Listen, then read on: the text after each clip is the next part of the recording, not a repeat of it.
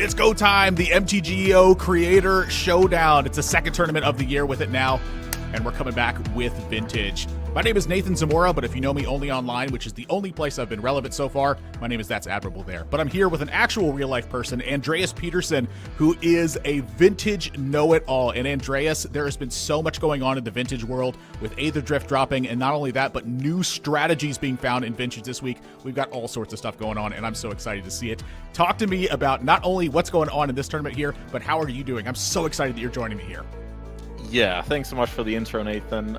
This is one of the highlights of my calendar. This time I'm on, this side of the camera instead of at the tables playing in the Vintage. I've been loving that format ever since I laid my eyes on the Black Lotus for the first time around 20 years ago.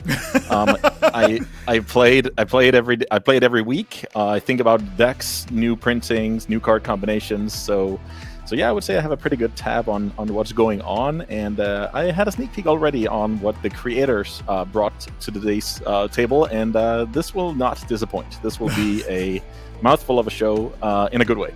I'm glad that you and I have that same feeling on the idea of the Black Lotus 20 years ago, when my friends were like, "Hey, you need to get your car fixed." I'm like, no, I need the Black Lotus. So I'm glad that you and I have that same exact feeling with playing Vintage as often as we have. So as we come into it now, let's talk about the tournament, which is really what the big deal is here and how the players are playing for this one. What exactly are they playing for? This isn't exactly a pro tour that the players are playing. Remember, this is the MTGO Creator Showdown. They are here for the streamers, the tournament that they are playing, and how they are playing for it right now. First place up for grabs is $1,250. The runner-up is going to be $750, and then moving on our way down, $600, and then a 4-2 record, still 500 play points, 50 treasure chests, and a full digital set. This isn't like you have to travel all over the world to get this stuff. You can enjoy yourself at home, grab your favorite drink, sit down, enjoy yourself, and click through some stuff. You still got to do a lot of thinking, though. But maybe you don't sometimes. Definitely. You get the perfect hand draw, the Ancestral, get everything going, start ripping through the full mana. Excuse me, you don't always have that. It's not always Vintage. We're going through on this one. My favorite currency, by the way, play points and treasure chests. Are those the ones that are running it up right now? Those are the ones that you're really looking for on the markets? Yeah, definitely. They pay some bills from time to time. Pay some bills on it. As we come to talking about playing bills in this one, your top cards, that's what's really paying the bills for Andreas here right now. As we kind of look at the top cards that are coming into this one right now, Vintage has really been defined by a lot of top cards on this particular spot right now. But a new up-and-comer has come into this one. But talk to me about the top cards. Why exactly is Lurrus making it in to one of the top cards? And why exactly is Stock Up making it into one of the top cards here? This is a really surprising one to see. Yeah, a little bit of an eyebrows raiser here, but yeah, Lurrus, the companion mechanic, we all remember it, came out, had to get nerfed, probably also banned from any format aside from Vintage. Yeah.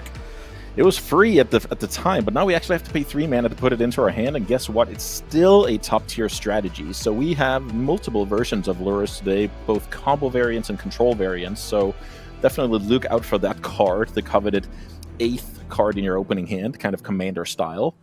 Force of Will has been format defining forever, either to stop broken nonsense on the other side of the table or force through your own broken nonsense on your side of the table. So definitely an evergreen staple there. The card Stock Up, new print, as you alluded to. This card is particularly powerful in Vintage because, one, we have access to more colorless mana than the average format, thanks to stuff like Moxen, Ancient Tomb, stuff like that. And it's digging for restricted cards. Ancestral Recall Lotus is just a Stock Up away these days. It's kind of breaking the barrier because of that little bit of cheat from the mana.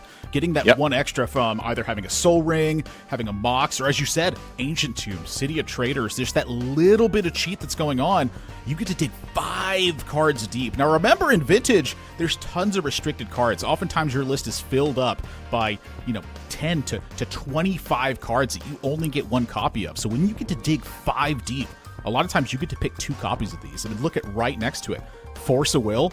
This is a card that, just like you said, it either stops nonsense from your opponent or it's brute forcing through your own nonsense. When you can pick a piece of nonsense and then also pick a way to brute force it. That's a card right there. How surprising that a card that kind of just looks like draw 2 cards as a sorcery suddenly becomes one of the premier picks for a blue deck in Vintage. Oh, definitely. It's all about the context and the card pool, which is the biggest in any format when it comes to Vintage. So the bigger the card pool, the better a card like Stock Up is. I guess that's kind of a cool way to explain it. Kind of a weird notion right there. An interesting little juxtaposition that comes into it. But it's not just about the top cards that are in here. You have to look at the way a metagame gets shaped. It's not just by the decks that are available, the decks that are dominating, but a lot of times it's the decks that are getting played. What did players actually bring to the event? That's a big part of what shapes a metagame. That's a big part about it. And the way that we can take a look at that are the top cards that are getting played. And so this is a big scope of what's happening here. I see on the far left a Null Rod, a card that's going to shut down a lot of the cards that we were just talking about, the ways to cheat out the mana, things like Moxes. But on the far right here, a Manifold Key. This is a key card that ends up getting played in Vintage right now. Null Rod's shutting that down, but Manifold Key is doing a ton of work in Vintage right now. But Andreas, tell me specifically why Manifold Key is such a powerful card in Vintage. Yeah, seeing Manifold Key here on this list is a bit surprising. That card has traditionally been an upgraded version of the good old Voltage Key to combo with your Time Vault to get extra turns. But these days, with decks filling their slots with Grim Monolith, it's good with Mana Vault, Soul Ring, Mana Crypt. It's good with Sensei's Divining Top. And then all of a sudden, the One Ring, I almost forgot that card. Then all of a sudden, the stock of Manifold Key has gone to the roof. And then on the other side of the graphic here, we see Null Rod as a natural answer to that. So that's, again, a great example of how the metagame moves week to week. So now, either you're doing something broken with your artifacts, or you're ready to fight the opponent if that's their plan. And then, of course, we have the 3 blue cards in the middle, Force of Negation, Force of Will. Again, this is a very fast format on average compared to your Standards and your Pioneers and stuff like that. So we need our forces because we can't always win the die roll. And then, again, the Stock Up, seeing a lot of play in today's tournament. I'm happy I nailed that one when I turned in my top 3 in the midweek. And yeah, I'm very excited to see hopefully some complicated Stock Ups getting resolved today with tough choices. Complicated, I think, is the right word for a lot of times when that card gets cast. But there's 2 things I really want to touch on there. When you mentioned Manifold Key and you started talking about it, you mentioned mana, but the One Ring. There's 2 things there. Number 1, you have a Pure Soul because you almost forgot about the One Ring. And then number 2, it's nowhere near you because it's not tempting you that much. You almost forgot about it. So as we move into this, from these cards now to the most played decks that are in this, again, we talked about this. This isn't like a big Pro Tour. This isn't like a Grand Prix that's getting played. This is the MTGO Creator Showdown. We're looking at streamers who are bringing decks. They're trying to compete for a prize pool here. This isn't like a lofty prize pool, but it's nothing to scoff at. They are still trying to compete and win this event.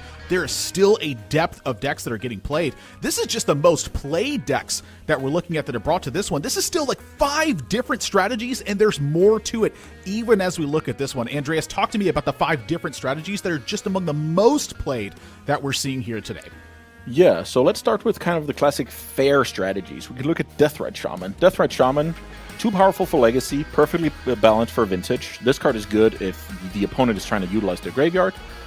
This card is good if you have interest in a little bit of extra mana against some Sphere lock pieces. So that makes it just awesome in Vintage, especially in combination with Fetchlands and Wasteland, which will just go to your graveyard by simply playing the game out. So that deck is trying to play the Fun Police and play cards like Collector Oofs and all the forces and basically stifle the opponent's game plan and then just, winning with some chip damage.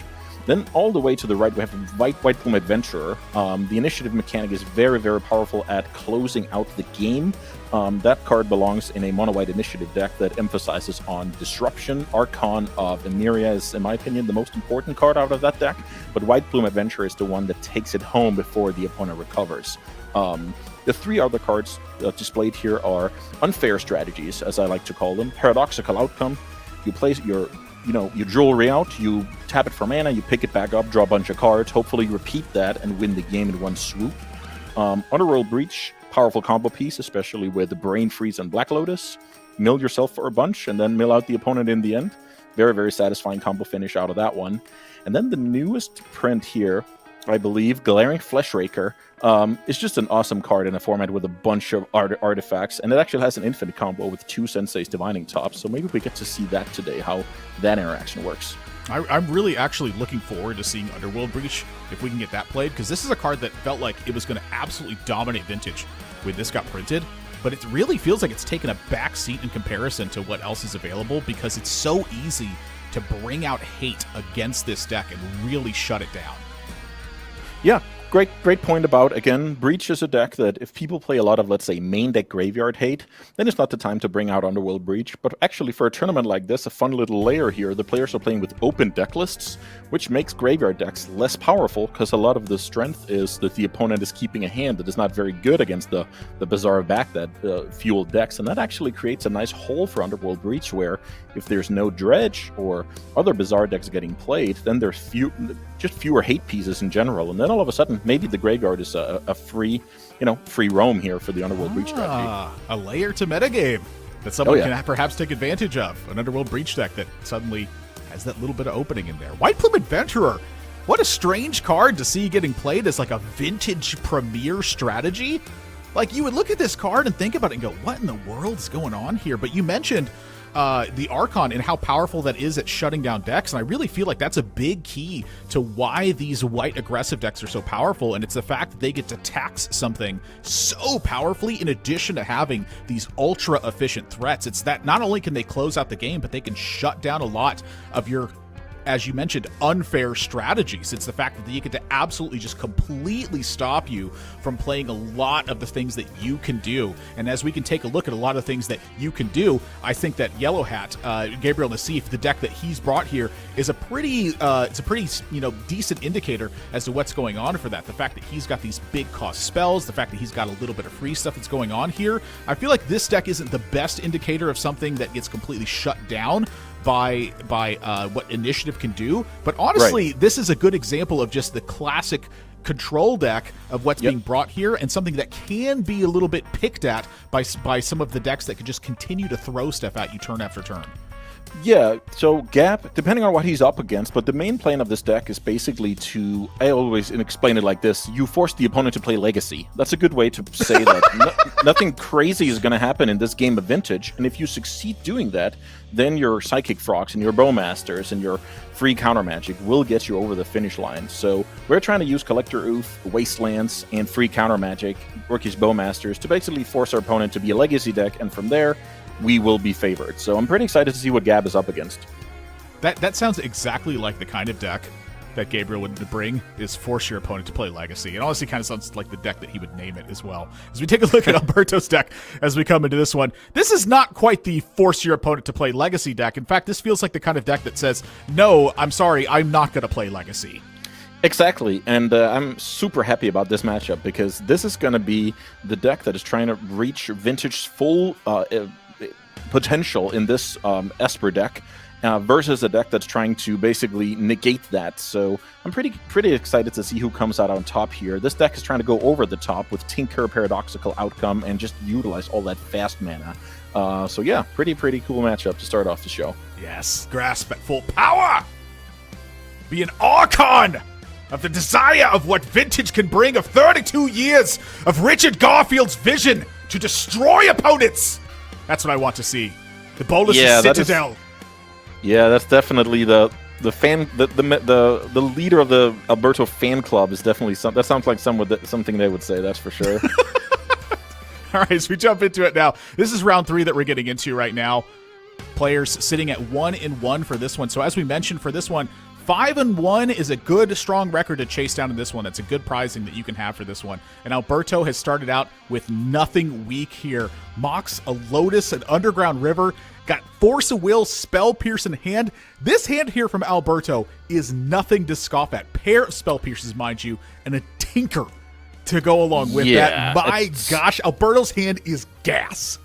It sure is. So it looks like Alberto resolved Demonic Tutor and found a Tinker, but is waiting to cast it until the Spell Pierce actually helps him resolve it. That's how because he could have cast it right away off of the Lotus, sacrificing the Pearl, and it looks like we're on Gabriel Nassif's turn. So let's see, once we get the hands here, what's actually the case. We got to jump in live on these ones, so sometimes it can take a little bit to get these hands lined up. We're going to get them lined up for you as quickly as we can for this one. Thankfully, Gabriel Nassif, if you've ever watched him play, this is the perfect player that we have lined up for this one to make sure that we have time to get this going. So Gabriel's going to play Wasteland here. This is like pretty classic for Gabriel Nassif. He's just going to take his time, make sure that it's tempo here. He wants to get as much info as he can. He wants to take as much time as he can. and make sure that he can get the most value out of every single one of his cards. This is exactly the style that he will play almost every single time, is go, well, let's take another turn. Let's take another turn. Let's take another turn. Definitely in the market for making sure the game is played on as many turns as possible. I think that's like a good rule of thumb if you're generally one of the better players in the field, that you should play a deck that lets the game go on for as many turns as possible to capitalize on that potential skill advantage. That's just the way he plays everything. But here comes Tinker, and if the peak on Nassif's hand was correct, I only think he has one Force of Will available, which means the Force of Will is now forcing through the nonsense we touched upon in our intro here. Yeah, there is only one other force in the hand, but Gabe does not have the gas to back that up. Yellow had only one additional force available for that one, and Alberto has got the rest of this one in the bag for that. So I think this Tinker's getting through, and that is bad news. Yeah, because really now we're going to see Bolas' Citadel, and that's a vintage card if I ever saw one. That card lets us play cards from the top of our library, and only our life total is going to be the limitations onto what can happen. For sure, you can also hit a couple of lands in a row and kind of get stuck. But yeah, very, very powerful play. A Lorien revealed paradoxical outcome. So that's hard on the life total, but it kind of lets Alberto keep going. Ooh, hitting zeros off the top here. That's the dream when you have a Bolas' Citadel in play. Oh, Time Vault. Okay, so we've hit the first big piece of the infinite combo here, which is Time Vault and then a Manifold Key. Manifold Key is going to let you take infinite turns off of this, or virtually infinite turns. That is hopefully enough to win the game. As we can see here, the hands are swapped at the moment, so it's still Alberto with the Force of Will and Spell Pierce left in hand. I believe the Tinker and one Spell Pierce has already been cast. Something I noticed when I browsed Gab's deck list was the 4 copies of Fatal Push in the main deck, and that's really not going to do you any favors against a combo deck.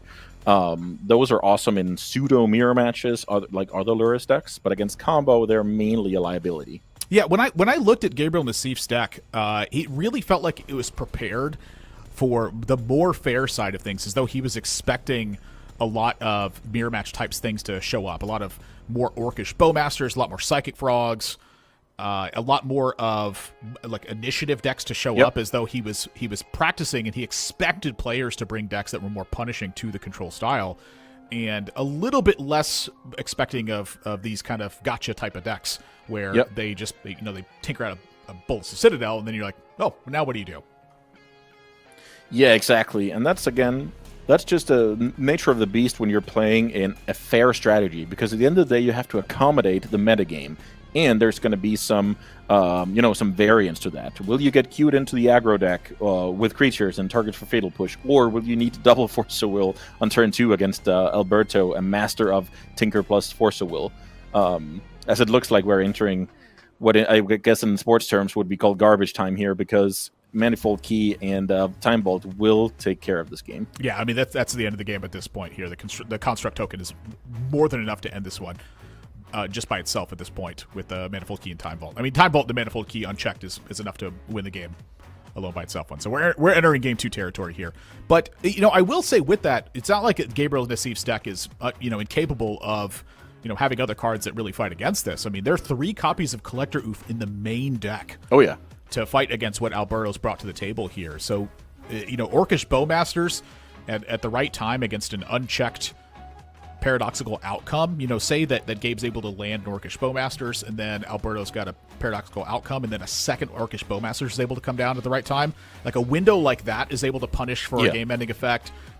Again, landing a quick Collector Oof, that's able to be able to end games at that point. And again, we're talking 6 copies of Force, plus a Spell Pierce, a Flusterstorm.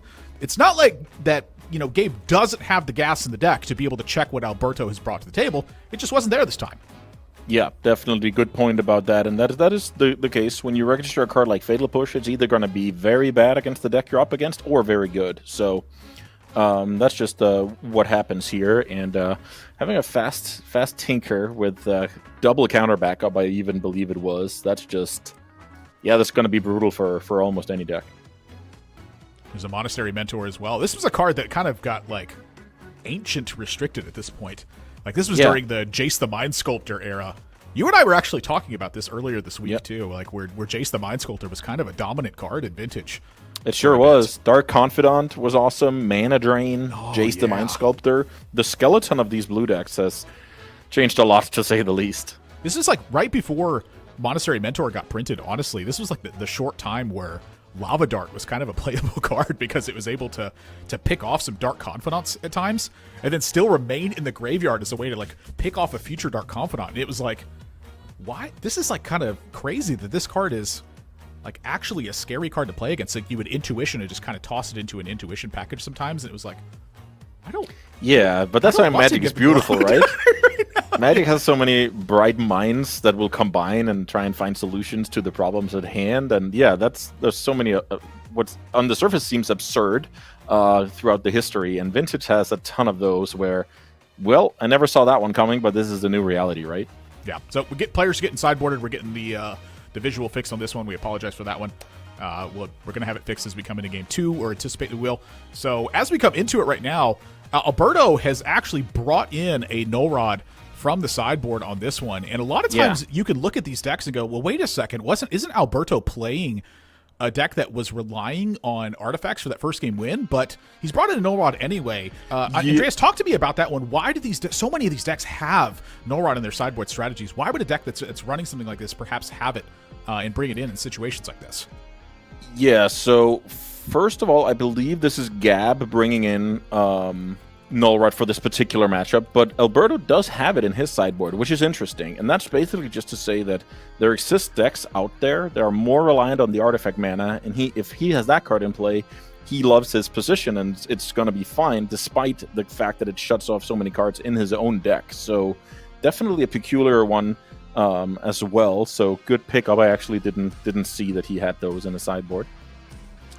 Yeah, so apologies. Hands were still swapped in that situation, but yeah, they are still in the sideboard for Alberto on that one. So I apologize. Yep. The hands were swapped in that scenario, but yeah, it is in the sideboard for Alberto as well. I mean, I looked over this pretty thoroughly as we were going into this one, but yeah. It's, you mentioned it as well, that they do bring these in these spots. Like, a lot of times the Flesh Raker decks, the artifact deck that runs Mishra's Workshop, they will have the One Ring in the main deck, and then in the sideboard they will have copies of Null Rod. They will abandon the One Ring strategy in the second game and bring in copies of Null Rod instead to try to land a threat, and then just simply jam a Null Rod down and shut off opposing mana.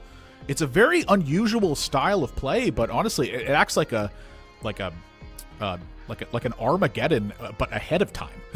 Yeah, that's a good way to put it. You are proactively trying to hinder your opponent's ability to execute nonsense, and that's a lot what Vintage is about these days, is trying to find your spot to execute your plan, but also be very respectful to what the opponent is trying to do.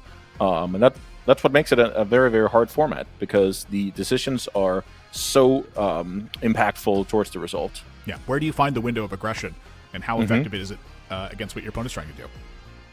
And as you said, respecting that window, and then also trying to attack your opponent's side of that as well. It's a very tough thing to do.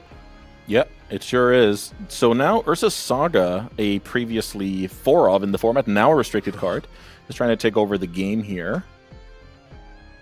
It's not doing a bad job. It sure isn't. The Null Rod is probably doing the heavy lifting right now, but then when you have your opponent under this kind of soft lock, it's also important to put away the game, and Urza's Saga is one of the cards that just takes so little investment. Like, it's your land drop for the turn, and it potentially represents like a couple of 6/6s. That's not. Oh yeah. Oh, by the way, it also is going to go search out an artifact later on. Kind of interested to see if there's any useful artifact to go and get with a Null Rod in play. Yeah, with a Null Rod in play, a little bit less, but without a Null Rod, there'd only be Mox, Black Lotus, perhaps like a Nile Spellbomb in case you want to draw cards, Pithing Needle to shut down opposing things. So I was mainly talking about stuff that works under Null Rod, and Grafdigger's Cage is a good example of that, because that actually still has the text on the card, where a Mox would just be a blank piece of cardboard, right? Yeah. So tutoring for Grafdigger's Cage, which, if you guys paid attention, game 1 would have disrupted the Bolas' Citadel, because that card is actually casting cards from your library. Yep. So this is basically just proactively saying Tinker Citadel is not something I want to lose to twice. You know, a lot of times in Vintage, players, when they're practicing for these tournaments in live play, you know, you can't always have all the cards in Vintage. There's just a lot of times they're rare. You're going to write the cards on basic lands, practice with them, and then go, okay, I know my final deck. Let me go get all the cards for my friends, and you know, let me go get the cards and make sure that my deck's built after that. A friend of mine was doing this, and they had one final card they needed, Grafdigger's Cage. We're looking through it, it's like, I know we have the Grafdigger's Cage in here. And then finally I found it. On the back of a card was written Grafdigger's Cage, and then I turned it over, and it was Grafdigger's Cage. That's funny. That is definitely a fun one. So here, interesting strategical point of the game where Gab tries to cast Collector Oof, which is, you know, kind of an additional redundant Null Rod, but it's still a 2/2, and Alberto forces it, and Gab decides to not force back, which is just, it's always interesting when it's worth it to force a will for the opponent, but you don't think it's worth it to fight over it. That's just a very good place to be, because that means you have an answer for the next thing Alberto's going to do, and you didn't really care about the oof to begin with. So just very power position here for Gab. Just compounding threat. It's not necessary for Gabe at this point, so just continue to let the advantage build. Oh, another force here for Alberto. Now, Gabe in this spot, I think I can anticipate that Gabe is going to let that one go as well. Yeah, it's just kind of just the same thing. He's like, well, I'll just continue to let the advantage that is compound. The same thing. So now, withdrawing the probe, Gab gets the perfect information, and he probably already had a good idea about Alberto's strength, or lack thereof, but now he knows for sure, as the construct keeps attacking here. So now we have Force Negation, Hard Cast, and Force a Will pitch up. So that's double hard counter, and the opponent only has one mana to work with, so that's going to be it for game 2. Pretty tough to win that one. It's for Alberto. Let's just say, for instance, that Alberto decided that he was going to bring in the other 2 copies of Swords to Plowshares from the sideboard. If that was the case, now there's 3 copies of Swords to Plowshares that can help handle that extra construct token. I don't think that's the case, but let's just say that was. That Tundra is now stripped away at that point. Yep. And you don't even have the white mana to access that. Gabriel Nassif had effectively locked out the game at that point and had forces in the hand to handle at that point as well. Yeah. This is because he's not compounding the issue with those additional threats. He's just letting them get wiped away from Alberto's forces and saying, I'll just let the advantage continue to build. That is the way that Gabe will continue to play his styles. And honestly, there's something that's unique about watching Gabriel Nassif play that style of play versus watching a lot of others play. It's that he has this unusual sense of patience that a lot of players don't seem to have. Yeah, this is a good point about Gab having a plan that is not just, you know, half a turn in the future. He's probably multiple turns ahead and see how the game progresses, and that was just a masterful display of that. And to your point, when we kind of presented the matchup, was the Sultai deck able to shut down all the broken stuff the Esper deck can do? And for game 2, you must say the answer to that question was yes, for sure. Null Rod was just backbreaking against what Alberto was trying to do. Consigned to Memory out of the sideboard of this one. 2 copies of this out of the sideboard for Yellow Hat, a.k.a. Gabriel Nassif.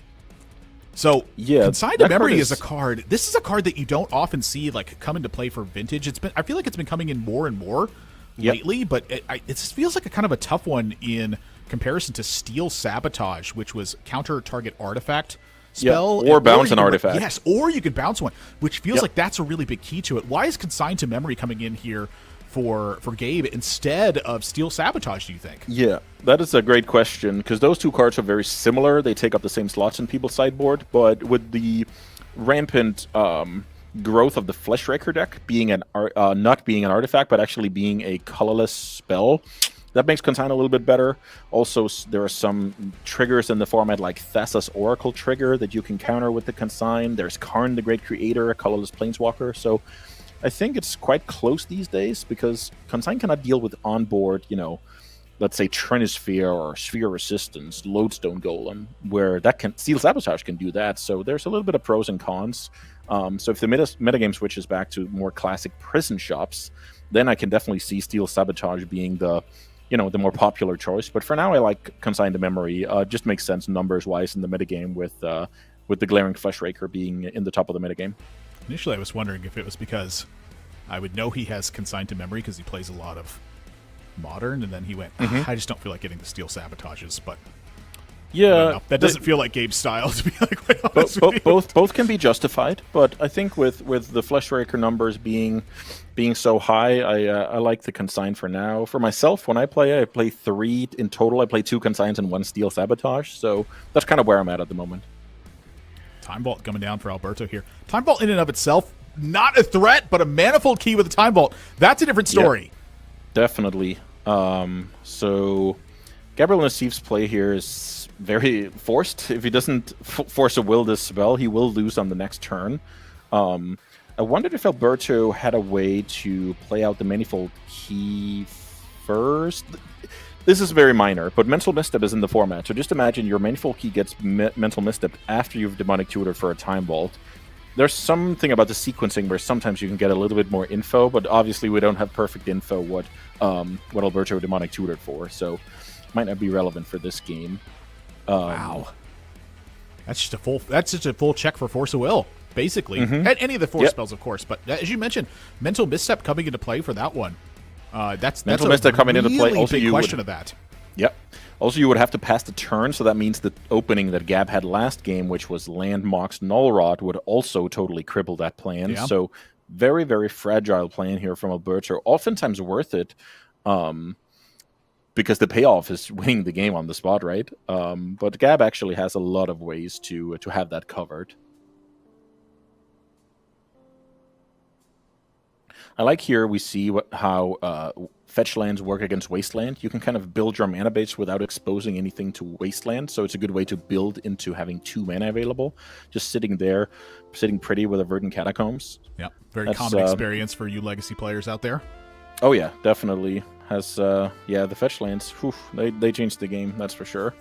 So now I'm pretty excited to see if Alberto... Oh, he cycled Lauren Reveal, so he has his next land drop available. I was about to say...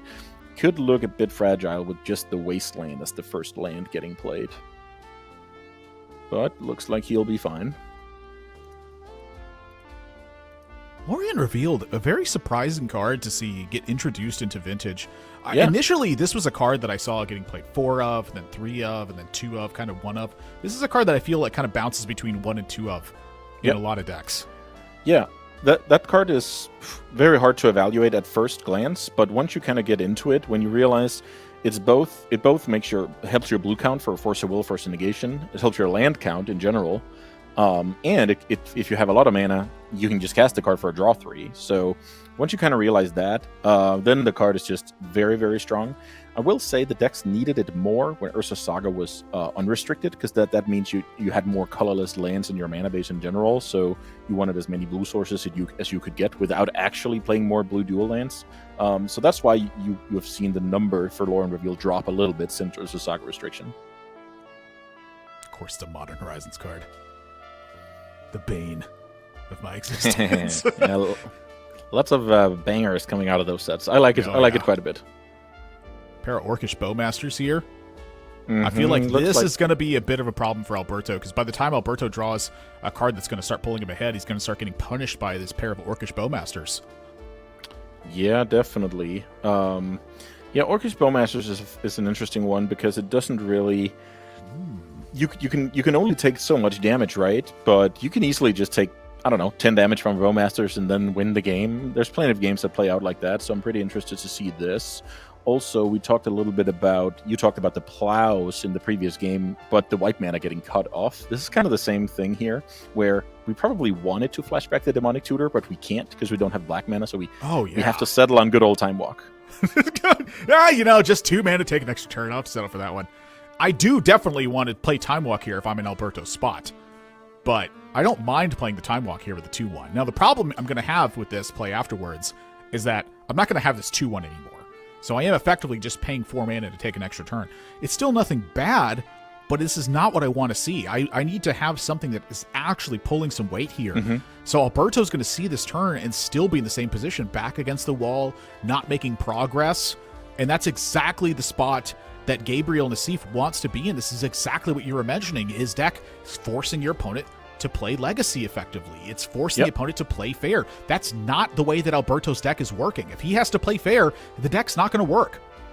Exactly. Then he's going to get outmatched. So This is going to be kind of a key turn, what Alberto can do on his Time Walk turn here, I feel like, because sure, Bowmaster is in play, but also Alberto kind of knows the shields are down, and yeah, this turn is going to be exciting. Okay, passing back, that's not exciting for Alberto at least. Yeah, or his fan club. There's a lot of draws, again, that kind of play into the strategy of brute forcing your own stuff through. If Alberto starts to brick, this is where he's going to start getting caught right now. So Spell Pierce, it's going to stop what Gabe's doing right now, but it's not ultimately going to stop. Yeah, the getting Spell Pierced here voluntarily, let me put it that way. Gab could have played a land, but I actually think it's a good way. When you don't really care about that Brainstorm, you have a Ponder to keep going, then you don't really mind getting Spell Pierced. So actually like Gab's play here a lot. Looks like he goes back to just deploying another Bowmaster, basically because he says, I don't want to get punished by a good paradoxical outcome. I actually want to try, and I expect, yes, the Bowmaster is even coming in before damage here to just deal that one more damage from the Orc army. Oh, excuse me, that's 2 more damage, my friend. That's a poke from the Bowmasters, and we get the counter. Yeah, we were going to get the ping no matter when we played it. So this is 4 mana, paradoxical outcome, but here's look at the Bowmasters! Oh my god, it's so much damage! That is going to be 4 to the dome, which is not the end of the world. I will just say that. But with the Orc army growing here, passing the turn could be the end of the world. Let's see. And mind you, this is the 1-1 bracket here. If you lose in this spot or this early in this event, this is kicked. This is dropped. This is it. You're eliminated at this stage. Yeah, great call. I didn't think about the player's record here, but yeah, with the second loss, that's how the structure works here at the MTGO Creator Showdown. The second loss means you're out, and the field keeps narrowing down to just the top dogs remaining. So Alberto did have to pass here, and it's quote-unquote only 8 damage on the board, so oh my God. Alberto has a shot here, especially with access to a card like Yawgmoth's Will, which I'm expecting him to play. He actually doesn't, so he actually doesn't. Oh my gosh, a third Bowmasters. Getting in for 9 here, alongside the ping, and getting stripped off of white, I guess. Yeah. Is there any access to... I'm trying to think about if graveyard retrieval? Mm-hmm. Some of these decks sometimes run Yawgmoth's Will, but this one does not. So I don't think we have access to like comboing out. So we would need some very big Monastery Mentor turn here. It looks like. And yeah. Wow, Alberto, no access to graveyard retrieval. Back against the wall. The Bowmasters push through a ton of damage, and this is all from Alberto getting shut down in the early game, going for the brute force all in. And I can't blame anybody for going for a play like that. This is the way that these decks are designed. It's like you mentioned, they're trying to play unfair strategies, and Gabriel Nassif's strategy to say, nuh-uh, you have to play fair just like I'm playing fair. That's exactly what Alberto runs into. Doesn't work out this time. Ends up taking the loss here in game number 3.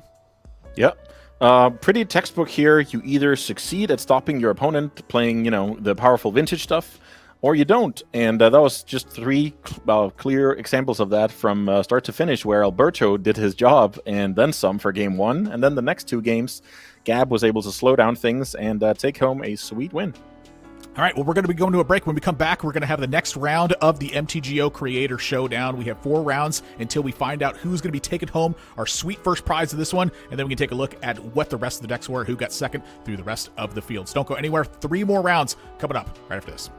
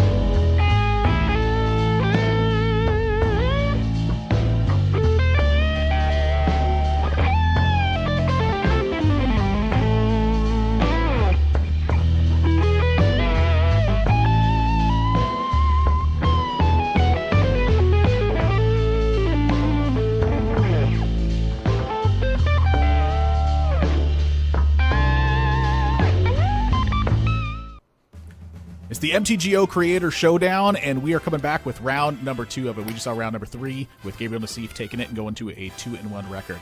So for Magic Online, there is so much stuff that you can do, but one of my favorite things to play on Magic Online is the Vintage Cube. And this is a draft format that used to only be available seasonally, but now it's coming back to be available a lot more often. And Andreas, I feel like that you know a little bit more about this than I do right now, just about Vintage Cube in general, probably more than perhaps anyone out there. Tell us a little bit about what's going on for Vintage Cube. Yeah, so Vintage Cube, one of my absolute favorite formats as well. We get the experience of casting a lot of different cards using Black Lotus and Moxen and stuff like that. We have the drafting experience. Somebody gets to use Black Lotus and Mox anyway. Yeah, somebody, hopefully. The drafting experience, however, can be quite a bit, complicated to get into if you're only used to playing Constructed, like Standard, Modern, or even coming from Commanders. So in order to make that kind of a little bit easier for the newer players, I wrote an article on MTGO.com about how to get into Vintage Cube, how does the draft work, and just a lot of good guidelines to kind of get started. Which card is better than that card? I have a top 50 power ranking in there. I talk about the draft portion, how to add your lands, how many matches will you play, and stuff like that. Different archetypes, different combos to look for. So definitely head over to MTGO.com and start your cube adventure. I feel like if you have, hot cup of coffee and then the article on the one side, you can just start that draft and you'll be in good hands over there. So definitely give it a go if, Vintage Cube sounds interesting to you. Or perhaps even a cold cup of coffee like I'm having. Oh, perfect. Yeah, that works. Going on right now with this one. So we know that your Vintage Cube is very powerful, your knowledge on that one, but we got some more trivia that's coming at you right now. We're going to see how much you know about goblins with this one. We tested Corey last time on this one, but we're going to test you, Andreas, about this one as well. Should have done my homework here. We're going to see how many goblin cards that you can end up naming in this one. This is the Goblin Trivia Challenge in this one. How many goblins are you going to be able to name? This is one that has been thrown at me, and frankly, I'm just loving the idea for this one. We tried so hard to come up with different trivia challenges. We kept throwing them at the wall, going up the wall. We couldn't come up with something that was just better than this one. So you're going to have 30 seconds. And what you're going to do Question is you're going to before we start. Is it goblins in the name or goblins as a creature type? In the name. Goblin in the name. In the name of it. You have 30 seconds to name as many cards with goblin in the name of the card as you possibly can. Okay, that sounds 30 cool. seconds is going to start now. Okay. Goblin Lackey, Goblin Ringleader, Goblin Matron, Goblin Piledriver, Goblin Chieftain, Goblin King, and now Goblin Grenade, Goblin... Nope. War Chief, Siege Gang Goblin. No, that's not a card. Time's going to be up right there. Already, I will say, at least you've crushed Corey in the challenge on this one. But you've gotten to 8 on this one. And frankly, that was a good job. You started naming goblin cards that were in a goblin deck, and then you were like, okay, what's that old one I used to play that dealt 5? Goblin Grenade! Yeah, I'm proud of the Goblin Grenade. The other cards were just, my legacy deck from 15 years ago. When you named Goblin Grenade, I was curious if you were going to start naming all the different artists for Goblin Grenade to see if that one counted. No. We play fair around here. Well, this is vintage that we're talking about. How many could Corey name? How many goblins? I don't think I can count that low. Oh, okay. Achievement unlocked. I can't count that low. So coming into this one, we've got Tandy versus Reed. That's for our second match that we're displaying here today. Remember, we're going into round 4 that's in this one. And as you had mentioned in this one, we have had so many different decks that are coming into this one, and you have loved the strategies where one player is fighting to do as much broken as they can versus a player who's trying to shut down as much broken as they can, but kind of do their own thing as well in this one. We can take a look at the standings and see how players are running with this one as well. The MTG Creator Showdown, players are streaming their perspectives. You can see all different types of strategies that are in this one. A lot of decks using the same baselines of what they want to do, but lots of different ways that they want to run it in this one. So many different decks get brought in such a, frankly, a small field for this. This isn't like a Grand Prix or a Pro Tour that players are playing. This is the MTGO Creator Showdown. Prize pool's nothing to scoff at, but we're not talking some some gigantic prize pool that's up for grabs that's going to change your life with the amount of money. So when we come into this one, Reed's deck, when we take a look at it, Andreas, talk to me about what's going to be going on here. What is Reed trying to do as we take a look at this Doomsday deck?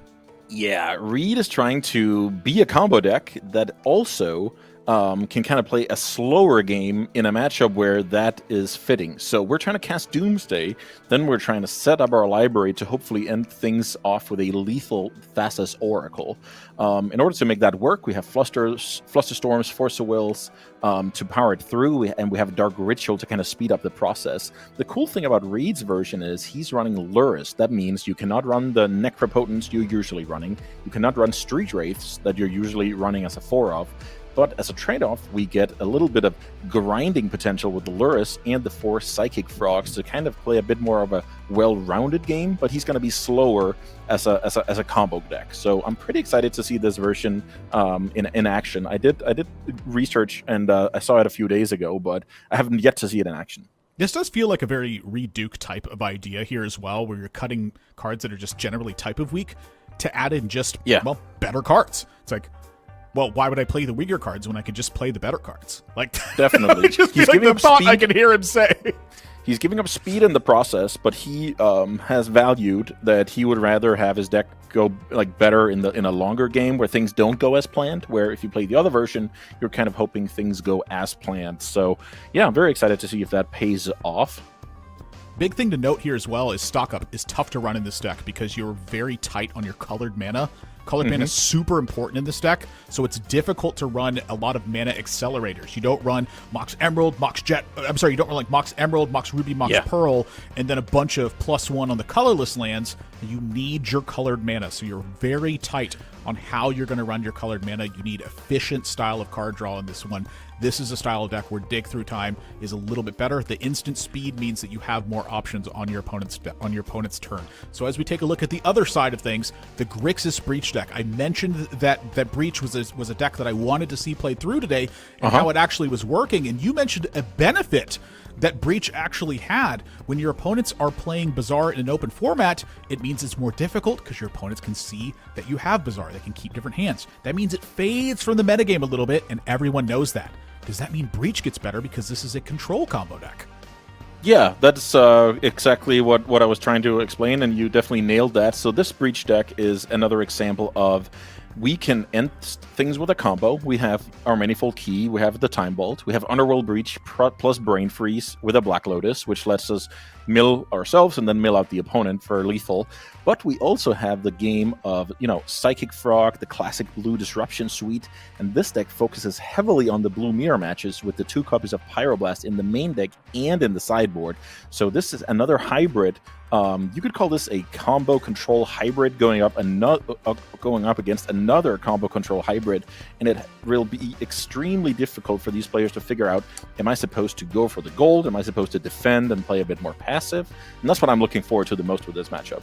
It's such an interesting dynamic with this one where it's difficult to explain how big of a metagame change that actually is in a public deckless format where suddenly everything shifts and you're like, Bazaar's not quite as good. Everyone knows it's here. The metagame hate shifts. I don't want to play Bazaar. And then someone goes, that means I want to play Underworld Breach. Nobody's playing Bazaar, and everybody knows that. I'll play the Graveyard combo deck. That's such a brilliant call! Yeah, that's cool that you like that one, and that's all what high-level Magic is about. It's picking the right deck on the right weekend, and I feel like Todd is in a pretty good spot here with the Underworld Breach, because if your opponent has to fight that with only counter spells, they can be in trouble, because sure, Force of Negation, Force of Will can take care of it, but against so many Pyroblast as like a backup spell, Todd is just going to be heavily favored if the game comes to that point. So Reed might have to be a bit faster in order to be favored here. Last detail I want to mention is that Doomsday deck reduces their own deck size to 5 cards. And then all of a sudden Brain Freeze becomes a 1-card combo against the Doomsday deck. So we might see that as well, Nathan. Because they try to draw a card and then you just hit them. Yeah, so let's see what we have here. Looks like Todd is on a mulligan. Oh, maybe he just has a delayed crazy delayed draw from the bobble here, so maybe not a mulligan. That would be crazy to see that. Oh my yeah, gosh, you want to see the mill out? That. Yeah, that happens more often than you would think. And with open deck lists, it's not going to be a surprise, you know? It's going to be something that Reed kind of has to consider. But yeah, I also want to talk a little bit about the interaction here between Mishra's Bauble and Fetch Land. So you kind of peek the top of your own library. If you like the card, you get it on the opponent's upkeep. If you don't like the card, you can fetch it away right away to get a fresh one. And that looks like what we have going on here with Todd fetching a Undersea Sewers and then not liking the Pearl either. He's probably looking for another colored land so he can cast that sweet Psychic Frog. The effective double fetch. Yeah. Yeah, Surveil lands are amazing addition to any formats with fetch lands. Obviously, a tap land is not perfect, as you can see here with the Spell Pierce draw. So it doesn't come for free, but it's just very, very good card manipulation. Let me tell you another card that doesn't come for free in the deck is Waterlogged Teachings. Oh, yeah. I can't stand this card. You will hopefully see the potential of that card later. Oh, I know the potential of it. I just can't stand it. Oh, okay. Fair enough. This is always my blue land in the opening hand, and I'm like, I need to cast the Ancestral now. That is in that case, it's not ideal. Now we already have a Showdown turn 1. Already have a Force Battle. Yeah, we sure do, and it looks like Todd is coming out on top of this exchange. Reed having sacrificed a Lotus Petal is a kind of a big deal, so it ends up being a, let me see, quick maths here. It's going to be a 4 for 4 exchange. Yeah, 4 cards for 4 cards. Petal, Force, blue card, Frog for double Force Pitch on the side of Todd. So very low resourced game. Players effectively mulligan to 3 now. Yeah. Reed choosing to pitch the Gush away. No islands available in hand. Need the Thassa's for combo later on. And Mental Misstep to a card that, I just mentioned, Ancestral. It's a card that fights pretty much, all of the super powerful cards that are available early on and even later on in the game. And failed to draw land here for Todd. So this is a hand that's stuck with what it is right now. But Reed also fails to draw a land. The mana sources that are in these decks, they're trimmed to be as low as they can, but they're trimmed to be as powerful as they can as well. So you can get stuck in these spots very often. This is not an uncommon situation, and this is also not a situation where you feel like you were stuck in losing the game. These are fairly common scenarios where it feels like you go, okay, next turn. Yeah, definitely. And so Todd is in a good spot here. Any land lets him kind of play the Frog and run away with things. I'm a bit more worried for Reed, who does not have a permanent blue source to make, cantrips good draws from the top of the deck. This Dark Ritual draw, though, now Reed is probably checking the deck list, and then he's going to see 2 copies of Spell Pierce that he's hoping to run into because he has the Mental Misstep at the ready. But if he goes Ritual Doomsday and lose that Counter War, things can get a little bit dicey. That's a lot of resources down the drain for Reed. Yeah. I think in Reed's mind as well, it's how many more forces could I possibly run into? And the answer is, well, 1 more. Well, 2 more, I guess. I don't think that Todd's going to pitch away the Psychic Frog here. Exactly. The Psychic Frog is the standalone card that lets Todd draw a colored mana source and then start playing the game. Yeah, this is very low resource. Another Bauble. Yep. So we're just kind of standing still on this one. Reed, pretty much any mana is going to get it done for Reed here.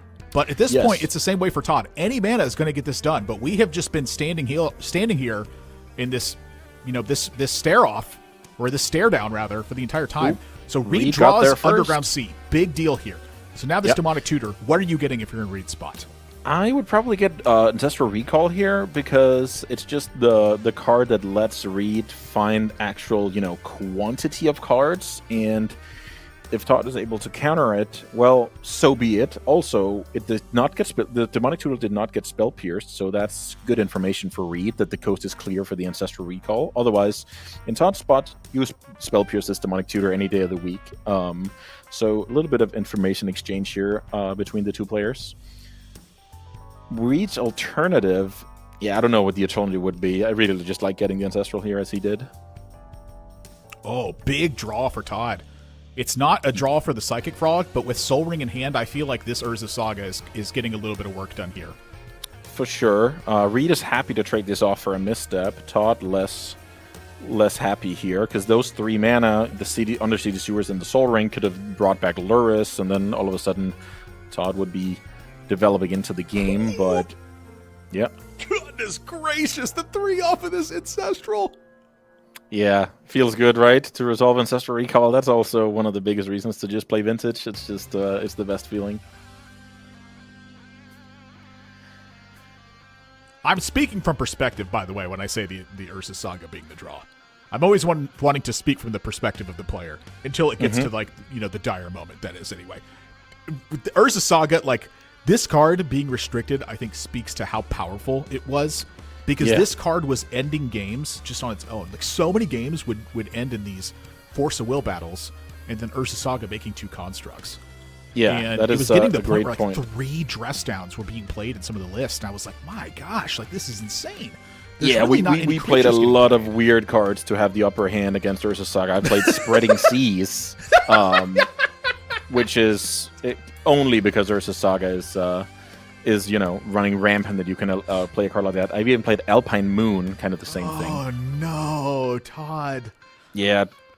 Thoughtseize taking care of Breach. I like that play a lot because even if Todd found a land, the Frog, you know, you can kind of live with that, whereas Breach can really do broken things on the spot.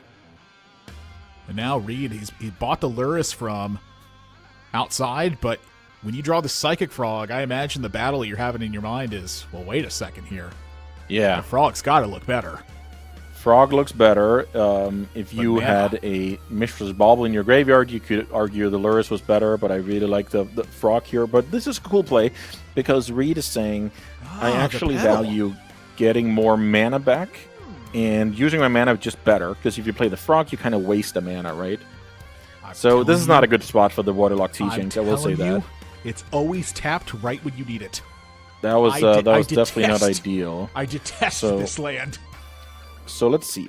Todd has a colored mana in the pool, so if Todd goes for Black Lotus, Todd can go Waterlock Teachings, Ancestral Recall, and see if he can find 3 cards he likes, because he has exactly 5 mana available this turn. Oh, that's a really good point, is can he actually pop off? I doubt it, but, you know, getting 3 cards, getting hit by a Luris, see where things are at. It's definitely a possibility. I will also say this. Todd could also be thinking, okay, my opponent saw my hand a few turns ago, then I drew the Brain Freeze afterwards. Can I get my opponent here by simply playing this a bit more passive? So a few lines here for Todd available. The Brain Freeze, the Mill Out. That would be legendary. But it looks like Todd nope. It looks there is a chance he misclicked that card and wanted to cast it for Ancestral Recall. I can't rule that out, actually, with the way the double-faced cards work. Going for Black Lotus, that sets Todd up for drawing Underworld Breach and winning on the spot, which is not nothing. And he's holding up the Brain Freeze, because, you know, he is playing against the Doomsday deck after all, so let's imagine Reed goes Doomsday past the turn, then Todd can, you know, mill Reed out for 6, and that's all she wrote. Yeah, that's really the big one, is having the Brain Freeze back up in hand for exactly as you mentioned prior to the game is the gotcha play. Having the Brain Freeze as the silver bullet versus, it's not even like it's like the golden bullet versus Doomsday. Yeah. To be honest with you. Yeah, golden. Definitely missed a Scaramanga signing up with Brain Freeze here. But now we see the strength of Reed's version of this a bit more well-rounded Doomsday version where, okay, if your plan is to sit over there, I'll just play a couple of Psychic Frogs and, you know, win slowly but surely. And funnily enough, Todd can match that situation. You know, in the prior match, I had mentioned the patience that Gabriel Nassif has in terms of his gameplay, where it feels like nobody really matches his patience of strategy. He will wait, and he will wait, and he will wait. In terms of the mental, nobody matches the patience of Reed Duke.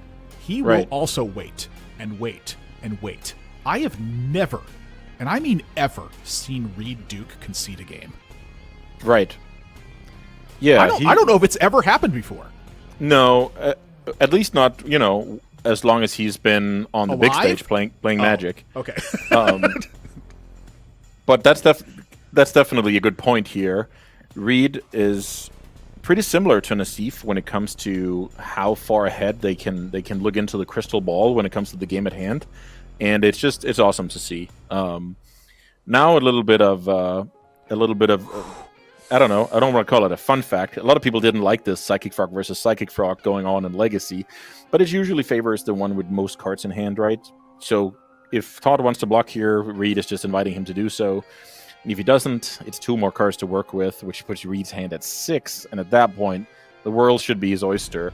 I can't really see how Todd breaks out of this one. I mean, this is just a heck of a card. Like, the card is so powerful. Yeah. So like now the players who don't favor the Psychic Frog versus Psychic Frog are the players who have been losing to it recently.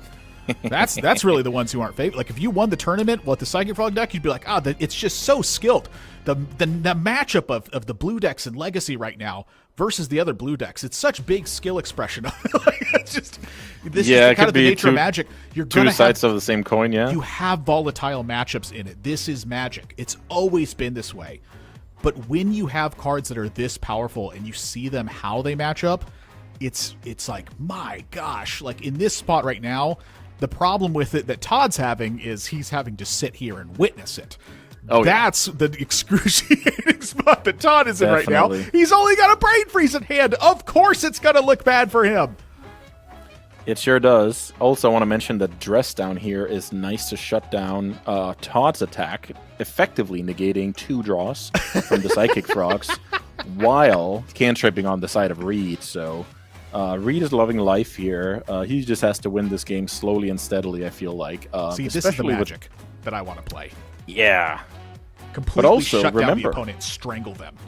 Yes, and that's what Reed is able to do with his combo decks. So don't forget, Reed is a Dark Ritual Doomsday combo deck that also has that gear that you're describing here. So that's what I'm talking about when I'm saying he's playing a more well-rounded version of Doomsday. It's going to be slower, but it's going to be more flexible. Sapphire joining the party. So the Preordained now to also dig up to 3 deeper to try to look for that force as well. Yeah, great point about what Reed is looking for here. Oh, how about a Time Walk? That is a Time Walk. That's game.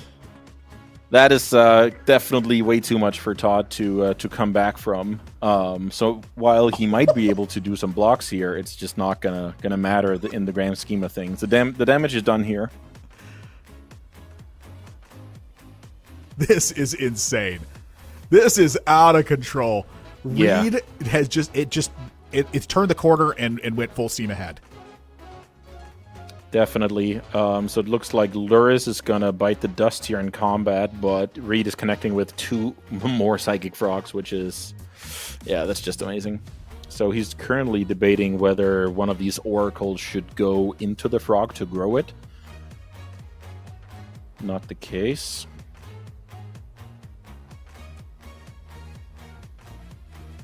Flusterstorm in Reed's hand is a great way to beat the Brain Freeze in a different universe where Reed is trying to combo off and kind of is left open. Sometimes if you don't have excess mana on the side of the Brain Freeze player, Flusterstorm can definitely make your day worse. But now we will just probably see a combo kill here. Well, yeah, that probably gets it done, huh? Doomsday here, so now you have to pick 5 cards, and it's somewhat easy here when the opponent has 1 card in hand and you have a Flusterstorm, so you don't have to worry about a ton of things. Now you just have to make sure you probe into something like a Gush, and then at that point your deck size is going to be enough for the Oracle to be lethal. Gush is exiled. Oh, okay. Gush got pitched earlier on, so we probably I can see the Time Walk is highlighted. So Time Walk is kind of a nice one here because it kind of resets your mana as well. So at that point, it's even a ramp spell. There's so many different ways to get it done right now. This is really the thing I like about Doomsday is that there's so many different ways to get it done. The only thing I dislike about Doomsday is that there's too many different ways to get it done. Yeah. Oh, but that is true. I've played lots of Doomsday, and sometimes you can kind of think yourself out of some situations, but then you're also going to be annoyed with yourself if you just go too fast, and you could have played around more. So it's a very hard deck to play because you kind of have to strike that balance between the unique scenario and just the bread and butter. Yeah, Time Walk gets it done here because it's going to draw down to to 3 cards left of the deck, and then there's just enough with the Thassa's Oracle. There's 2 blue mana symbols still in play from the Psychic Frog in there, so the Devotion is just 4. That's another thing to remember, too. You could have more than the Devotion just for the Thassa's Oracle. You could have other blue symbols in play. That's a great point. Many Vintage players will probably just treat it as the Devotion from the Oracle, but yeah, the other cards are 2 or 0. allowed. That's it. that's the way that so many players have remembered it. I remember this because literally the very first game I played with it was just like a happenstance Merfolk deck that my friend had built as we were preparing for an event, and it was like 12 Devotion blue, and I was like, oh my gosh, like is this a good card, like a really good card? And then just kept building. We're like, we're pretty sure this is just a combo card, actually. Yeah, lots of easy win combos, but also a bit more convoluted ones. I believe some cards like Thought Lash, is that the name of the card? Like some card that lets you mill your deck, and yeah, just a bunch of a bit more complicated stuff than what Reed had going on here anyway. So taking a look at the sideboard from the players, Consigned to Memory and Steel Sabotage, both in each player's sideboard. So we're looking at 2 and 1 in Todd's sideboard and 2 and 2 on the copies respectively in Reed's sideboard. And I feel like this is a card that's like, it's kind of interesting to see like this balance get struck now where players are like, I'm actually not sure which one of these is going to be more powerful, or if I should be having a mix of these just to kind of like, dot my I's and cross my T's on this one. I need to have checkpoints on both. I want to counter Fleshraker, but I also want to be able to bounce super powerful artifact things.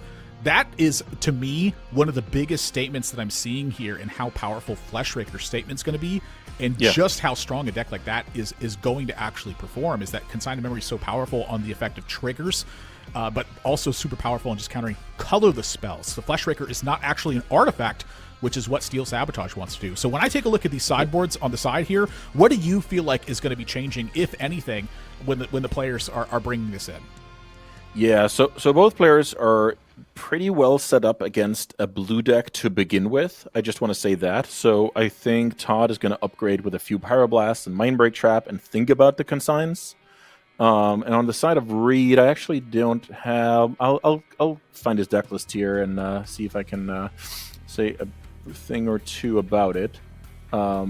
Because Reed's main deck is pretty well set up, but I'm wondering if, he can bring in at least the Nile Spellbomb, because that is a very serviceable way to address the graveyard without having, a very dedicated card like Leyline in the mix, which really will dilute your deck, including making Luris a card you cannot reveal in the companion zone. So you only want that against actual Dredge, I feel like.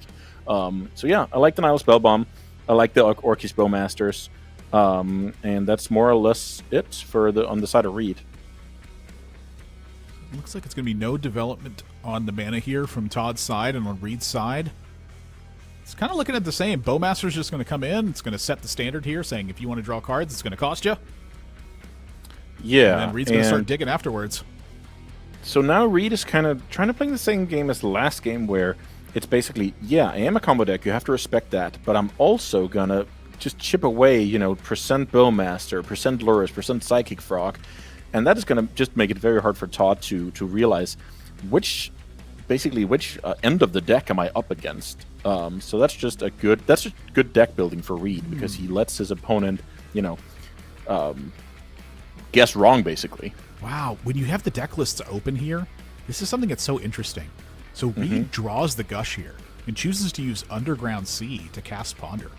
Yeah. Now, because you can see the hand, it's because Gush was just drawn. If Reed draws another island, he wants the option to Gush. From Todd's side, though, that's open. So hard to read into. Very. So by making that play, you are basically saying, I don't have plans to use black mana for this turn cycle, but I have this Gush, and I want to leave open Mox Sapphire on my opponent's turn, potentially. So now, with that Ponder getting countered by negation, I actually like that play a lot, because it lets Todd use his mana better. The Nile Spellbomb sees the battlefield, so now Todd is basically down to being not a breach deck, but the rest of the deck, basically. Todd going for the full dig here. Yep. Manifold Key plus Soul Ring, getting exactly enough mana in combination with the Force of Negation onto the Ponder to cast a Dig Through Time, and you know you're winning this counter war. I guess you don't know. The opponent could have an additional Force Pitch here, or the One of Days, which would really be punishing here. Mind you, Todd has also got 4 copies of Stock Up in the list. So Todd going, yeah, no. Looking at my top X and picking 2, very good. And noticing keeping the Gitaxian Probe in hand as well says, no, I need the blue card to pay the cost on Force of Will. Yeah, Does not want to take the risk. I wanted to mention that I'm happy you bring this up, because turn 1, 9 out of 10 players, if not 95 out of 100, will just cast that probe. But Todd could actually see a world where that would end up being his Force of Will pitch, and that kind of foresight is high level. Obviously, this is not Tandy's first rodeo. It really depends too. Like the matchup here makes such a big difference. It's an open deck list, so where do you need the Gitaxian Probe info?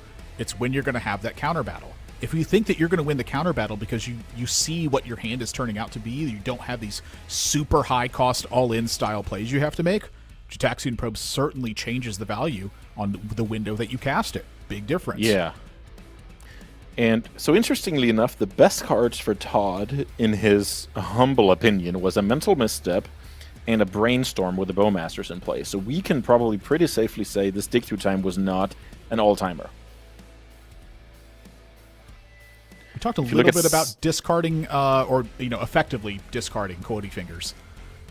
Discarding, putting on the bottom of your deck. Some of the weaker cards as well. The best cards being contextual. I think that right now Todd just has to find cards as well. So Brainstorm being able to find more cards is a big one here, because we have a shuffle coming up with an Urza Saga. So I think that from Todd's perspective, that the Brainstorm here is looking kind of exceptionally powerful. But the Bowmasters, I think, is putting in a lot of work on how that's functioning. There's definitely a cap on how many Brainstorm-type cards you can cast into the Bowmaster. This game for Todd is about hoping he doesn't die to his opponent's combo, and then trying to find his Time Vault before, he's getting aggroed out here. That's the priority. It's really punishing too. Wow, Fatal Push gets drawn. And this is a big deal right now. So in the sideboard, this Orcish Bowmasters is a one-of for Reed Duke right now. And when you take a look over at Todd's side right now, the Fatal Push is a one-of from Todd's side right now. So these are really key cards that are getting drawn as pretty perfect timing. Like Fatal Push is meant to just be like I can't afford too many removal spells. I want this one right now because it's good tempo. And then Orcish Bowmasters goes, well, I'm trying to do something. I need a threat to board in versus other control matchups. This is the one I want to board in as a little bit of my catch-all. Yeah, great point here. Now is a cool interaction between you not having Dark Ritual nor your third land naturally. So with floating 2 black mana from Gush, you can replay one of those aforementioned lands and actually get to triple black without having a Dark Ritual or the third land. So pretty cool patience here from Reed, and Force of Will was about the perfect draw you can get in this situation, because the backup is crucial here. Let's see, because for now the probe is his only blue card, and Force of Will does need a friend in order to be as effective as it can. You a little surprised about the no Fatal Push there? So the fact that it has not been cast yet is, you can wait. I feel like concealing information is huge in high-level Magic, where if Reed is banking on that card being in play, maybe you can kind of punish and find a better spot for it. Right now, the punishment is to take 1 more damage on the attack step, but you get the flexibility. I guess you just make a token in case Reed attacks here. So you actually have successfully stalled the board out. For now, Tandy is a little bit favored for all he knew, but obviously this Doomsday on the stack changes that. This looks like a resolve. Yeah, I'm having really bad hopes here for Todd. Yeah, because that Force of Will is just backbreaking. However, let's see. The Nile Spellbomb can get Reed into the deck, because that does have a draw on it. And Spellbomb, Ancestral? Yeah, Misstep, exactly. though. We have misstep on the side of Todd here, so Todd is secretly hoping that this misstep is a hard counter this turn, which it very well could be. And at that point, if Reed engages in a fight with Force of Will, then the Brainstorm is on and can maybe do something for Todd. So, gosh, this is going to be really... Todd's going to need some help from the deck here. Yes. But Yep. this is not impossible to win. No matter how you slice it, Todd needs some help from that Brainstorm, so it only has to do with whether that misstep gets some mileage or not, because if it doesn't, then that Force of Will can, counter the next thing. So we really need that misstep to do something here. Now, mind you, that's on the very first, most obvious level of thinking, which is Spellbomb into Ancestral. That's on the most obvious level of it. We're talking Reed Duke right now is looking at the whole deck and is choosing how he wants to set this up. 5 cards in what order? Or it's like this is so much different than how you would normally look at a deck. So I don't want to delve too far into it because there's so many options that might, our brains would explode if we wanted to sit down and do this. We're talking like this is a podcast series over this turn. If you really definitely. wanted to go into everything that's possible. This has Alan from Hangover calculations meme written all over it. This is some big brain stuff. Yeah. Now, the reason you typically go for this is because, number 1, it's easy. Number 2, it's efficient. And number 3, it's probably the best one.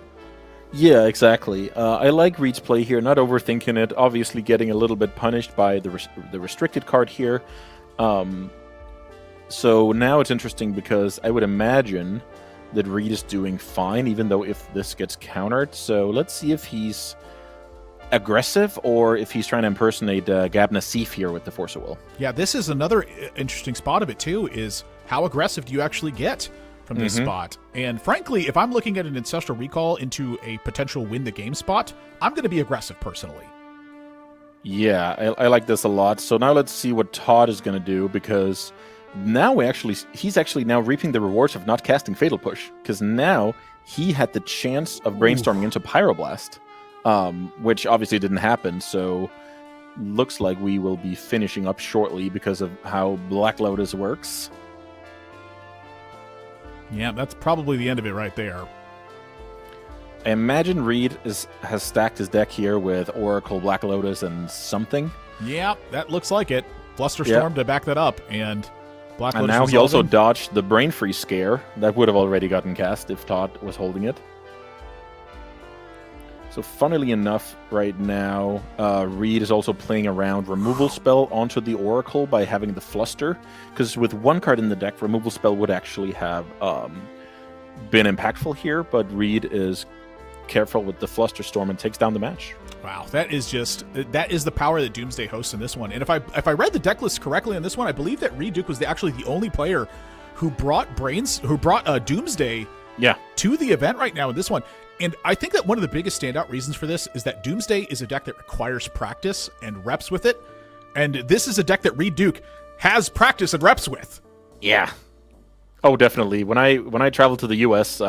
Something like a year and a half ago for Eternal Weekend, at the top tables, what do you know? Reed Duke was playing Doomsday there as well. So definitely a seasoned veteran of that archetype. And to your point, I totally agree. That's what it takes in order to bring it here if you actually care about, crushing the tournament. Yeah, and there's really no surprise, I think, to see a player like Reed Duke winning anyway, but certainly no surprise to see him winning with a deck that is complicated and takes time and effort to really learn about. It's a super fun deck, and if you're the kind of player who likes to play the same style deck, learn with it and practice with it and figure out the ins and outs of something complicated, Doomsday is certainly a deck that you should consider bringing to the table. Yeah, there's no college degree in the world that can hold a candle to learning the Doomsday ways of life.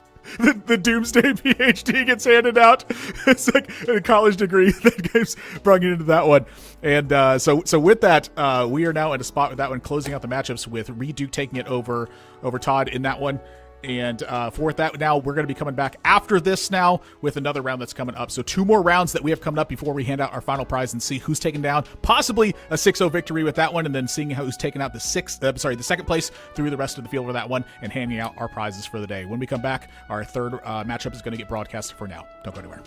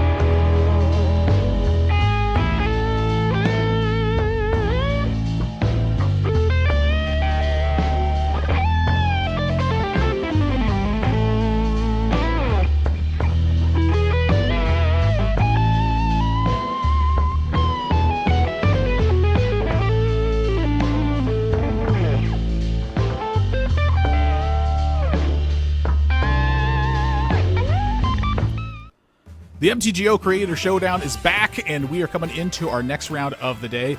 And Andreas, we have been pretty much seeing the classic vintage that is there right now, but we've been missing a little bit of what's been going on. We've been seeing the blue, but we haven't been seeing the shops yet. The shops that the colorless Black Lotus, I guess, is the term that can kind of fit into it so far. What have you been thinking about the matchups that we've been seeing today? Has it really been showcasing, I think, the vintage that you've been like to seeing? Yeah, so just from a personal preference, I love the blue matchups, especially the role. Like, am I supposed to be the combo deck now, or should I defend against my opponent's combo, measuring the strength of your opponent versus your strength? Especially with cards like Stock Up, do I go for protection spells to not die, or do I go for combo pieces to try and percent the win? All of that stuff is what I enjoy the most about Magic, and trying to get it right as often as possible. And I think that's pretty fair, what we have seen today. We've seen a little bit of policemen going out on with the Sultai deck, trying to shut down the more powerful paradoxical outcome deck, and then we saw a few combo decks with a good plan B, to be honest, staring off in the previous round where Reed Duke was able to take it down at the end there on the back of the Psychic Frogs. I feel like you're going to be pushing the stock-up card until the end of time at this point. But here's the thing. I don't expect this stock-up card to be a 4 of for too much longer. And Speaking of too much longer on this one, we have got another trivia for you. This is the alphabet challenge on this one. And the alphabet challenge, this is going to be related to the alphabet, is always how this trivia is going to work. It's not totally time related, but I may call it on you at some point. It's mostly going to be on my personal preference on this one. Perfect. That's why it's my rules and nobody else's. So now for this one, it's vintage. So I wanted to pick something that spanned the history of the game. So for this one, it's going to be the restricted list for vintage. It's something else that no other format gets. But you're going to have to name the restricted list in alphabetical order. If you get any of it wrong at any point, immediately it ends. We're going to see how many cards that you can get. Oh, wow. Then it's going to be a short one. Okay, I'll do my best here. So, Ancestral Recall should be the first one. Balance. I feel like there's something else with a B. I'm just going to go Brainstorm here. I'm not sure if there's anything before that. Ooh, you missed the biggest one! Oh, no, I did. Okay, that's embarrassing. The Black Lotus! I missed the Black Lotus. Oh, boy. Hey, you know what? You got 2. That's still almost Corey in the Goblin Challenge. Right. We had it, though. I would have loved to get over that hump. You know what? There's only like 239 Goblin cards, though, so Corey did pretty good in the Goblin one. I feel like I'm going to give him flack with that one for the rest of time on this one. Hey, here's the thing, though. I was going to go in reverse alphabetical order on this one, so at least I didn't go that way. Yeah, okay, fair enough. Yeah, I should have got the Lotus and the Brainstorm, and then I would have been in trouble. That was embarrassing. Oh, it's pretty tough after that one. It goes to Chalice of the Void, Channel. And then my personal favorite, since always got a soft one in my heart, Demonic Consultation. Consultation before Tutor, yeah. I love that one. All right, so let's get into the matchups now that we have going on for this one. I believe that we have the decks ready for this as I take a look. So as we take a look at this one going into it, take a look at what we have. Here it is! I love to see a deck like this. This one, I just absolutely have fallen in love with. I just absolutely get destroyed every single time that I play this deck, but every single time I watch somebody else play this deck, it feels like they just destroy their opponent. And this is one where the first time I saw it, I went, what on earth is going on? Like, why did it... But then as soon as I saw it, I was like, oh, I'm such an idiot. I can't believe I didn't spot this one right away. Glaring Fleshraker. This absolutely changed the way these shops deck were working. Andreas, explain to me what's going on here. Yeah, Glaring Fleshraker is a very, very good addition to this strategy because it all of a sudden rewards you for simply just casting colorless cards. You can also use the mana, obviously, to play out more stuff. But what I want to highlight here is the infinite combo with 2 copies of Sensei's Divining Top and a Glaring Fleshraker. At that point, you just keep getting the spawns, and you keep getting the pings, and the tops kind of join to the next top, and you can just keep going. The fact that this deck is a 4 manifold key deck is also a bit of a mystery on first glance, but when you dig into it, it's good with your 1 copy of Time Vault, the card's restricted. It's good with untapping your One Ring. It's good with untapping some of your artifact acceleration like Monolith and Mana Vault. And it's good with Sensei's Divining Top. When you have those 2 cards together, you can just grind an extra card each turn. Also, another cool new addition to this Shops archetype is the Scrawling Crawler, which is basically like a colorless Orcish Bowmaster.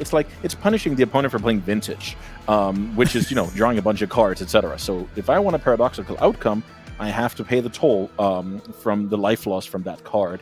And from there, you're trying to shut down the opponent a little bit with Karn, with Chalice, and with Lodestone Golem, but you don't see the full prison element in play here. Singleton of Strip Mine there as well as kind of a nod to powerful lands in the Vintage landscape. So yeah, very proactive deck, but next to nothing when it comes to stopping the opponent. So this is basically saying anything you can do, I can do better.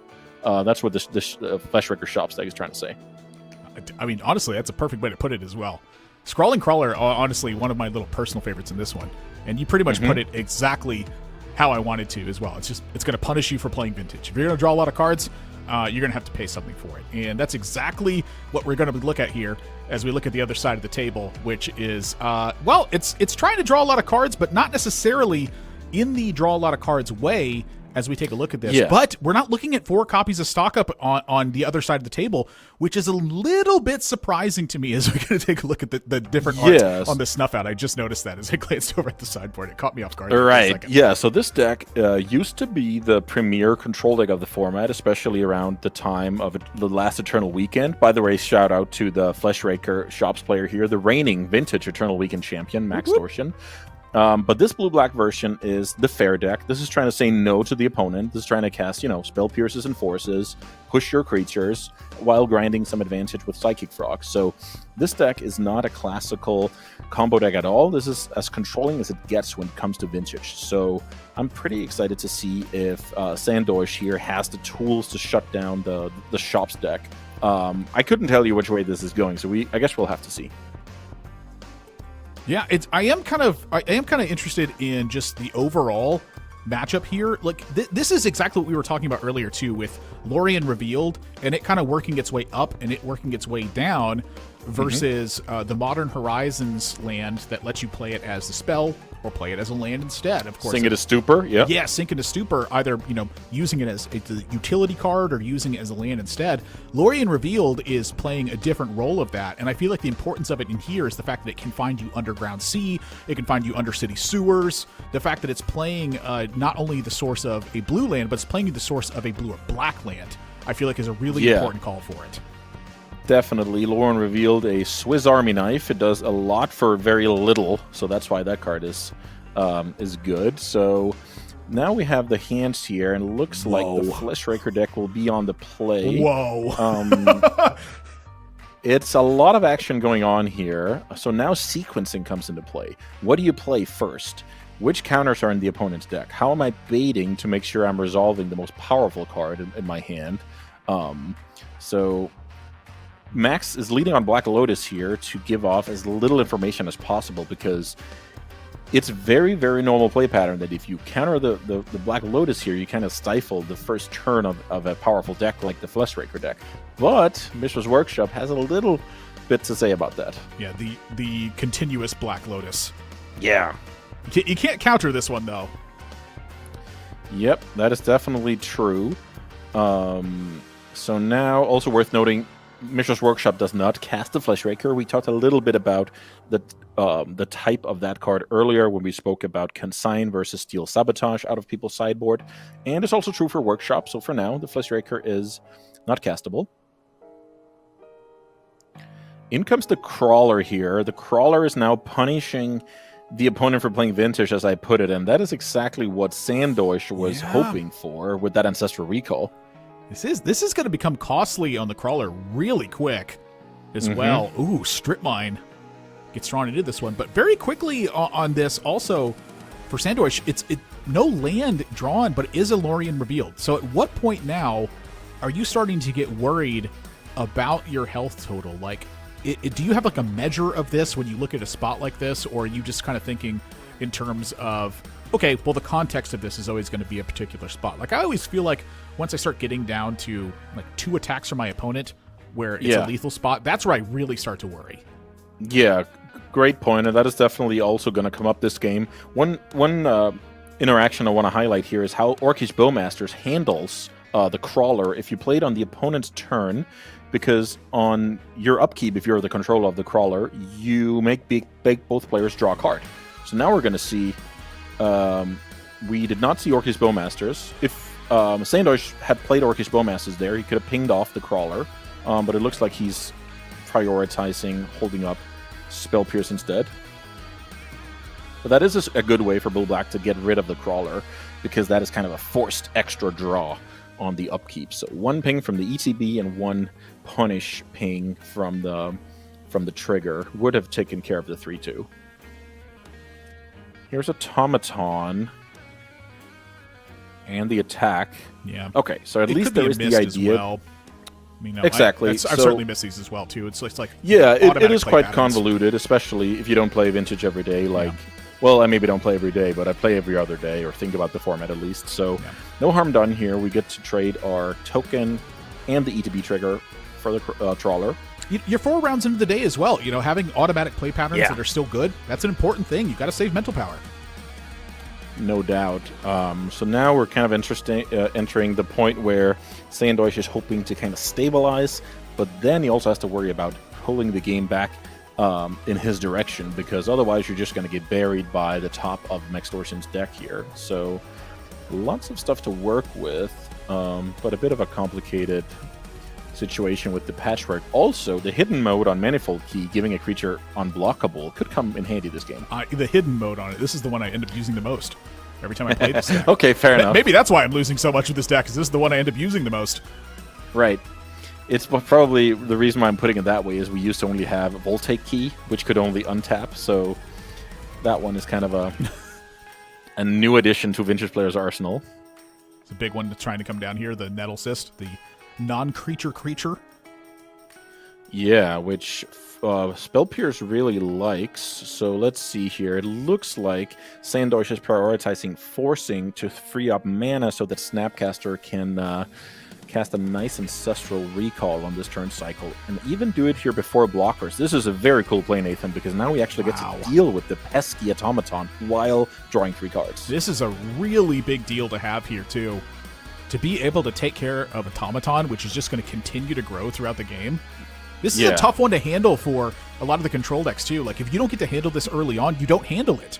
And it grows out of control. Like, this is a threat that becomes a big threat right away because of Manifold Keys. And this is one of the reasons why I wanted to stress life total really early. And one of the reasons why you talked about how important it is for a lot of the cards, like the Scrawly, right away, and how it just picks away and it picks away and it picks away.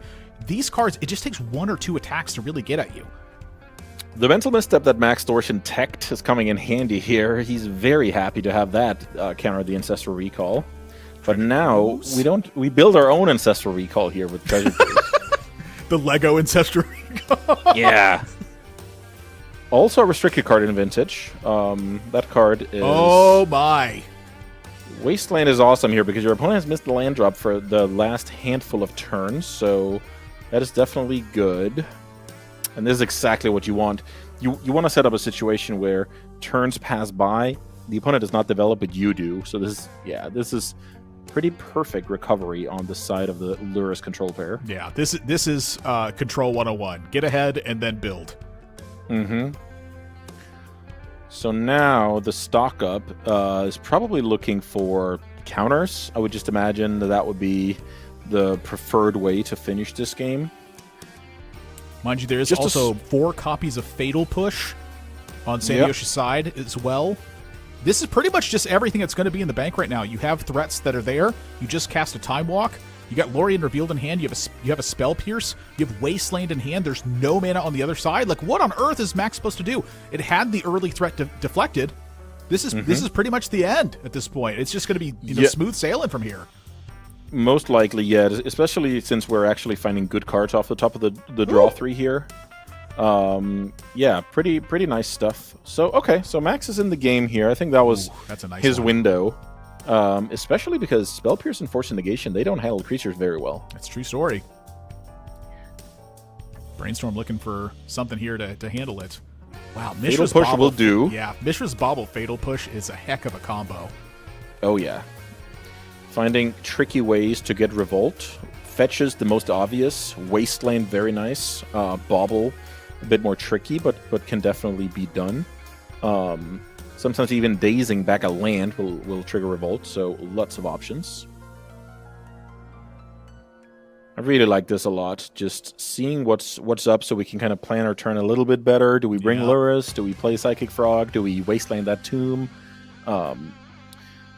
So I guess we see the Fatal Push right away, and Revolt is enabled twice here for good measure. The full mana options open as well. Yeah. The development of the Psychic Frog while holding up your stuff here is just... Yeah, it's very backbreaking, especially because Sandoish has information about what was the top card of Max's library here. Yeah,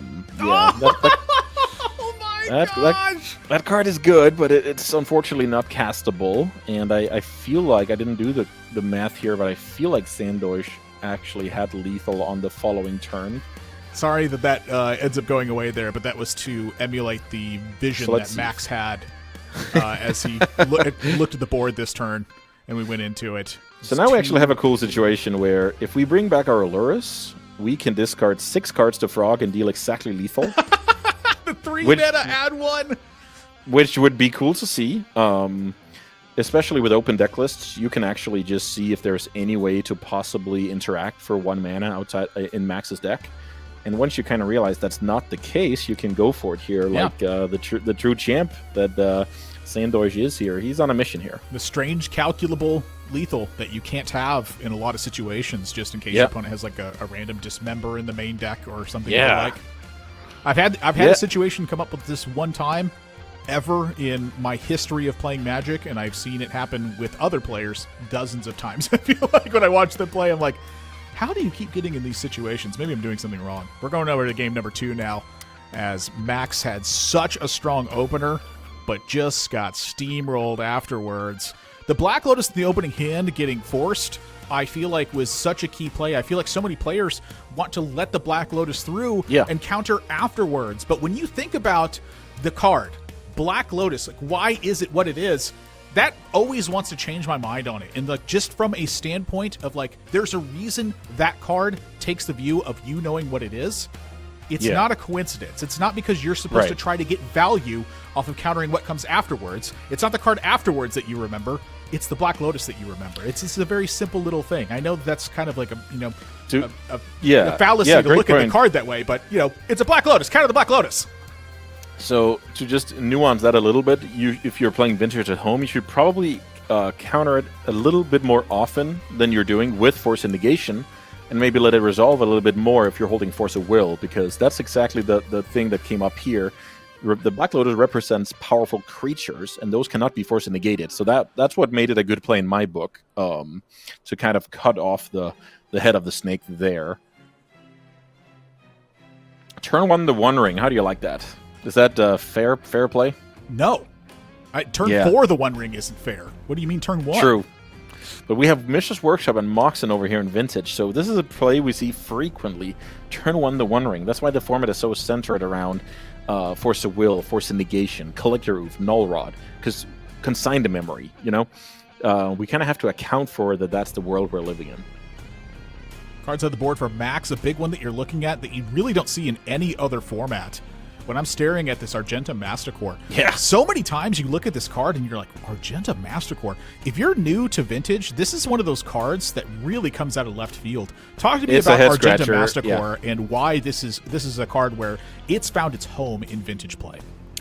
Yeah, so this is actually a very, very cool topic because it's a 5-mana artifact, but we're playing a format with Mishra's Workshop. So already there, we're kind of making it a castable card. Then we have protection from multicolored, so that could be, Oko, Dakfaden, Psychic Frog, Lurrus. It attacks through a lot of stuff, Lavinia, and you have to kill a lot of stuff, because if you play a powerful deck, you can bet your bottom dollar that the opposition will be waiting for you with effective cards against your strategy. And it turns out Argenta Mastercore handles all of those cards while dodging a lot of stuff like Force of Negation, Spell Pierce, Flusterstorm. It does not die to Fatal Push because it's a 5-drop either. So it just lines up very well. And I would even argue if that card was a 4-drop, it would see way less play.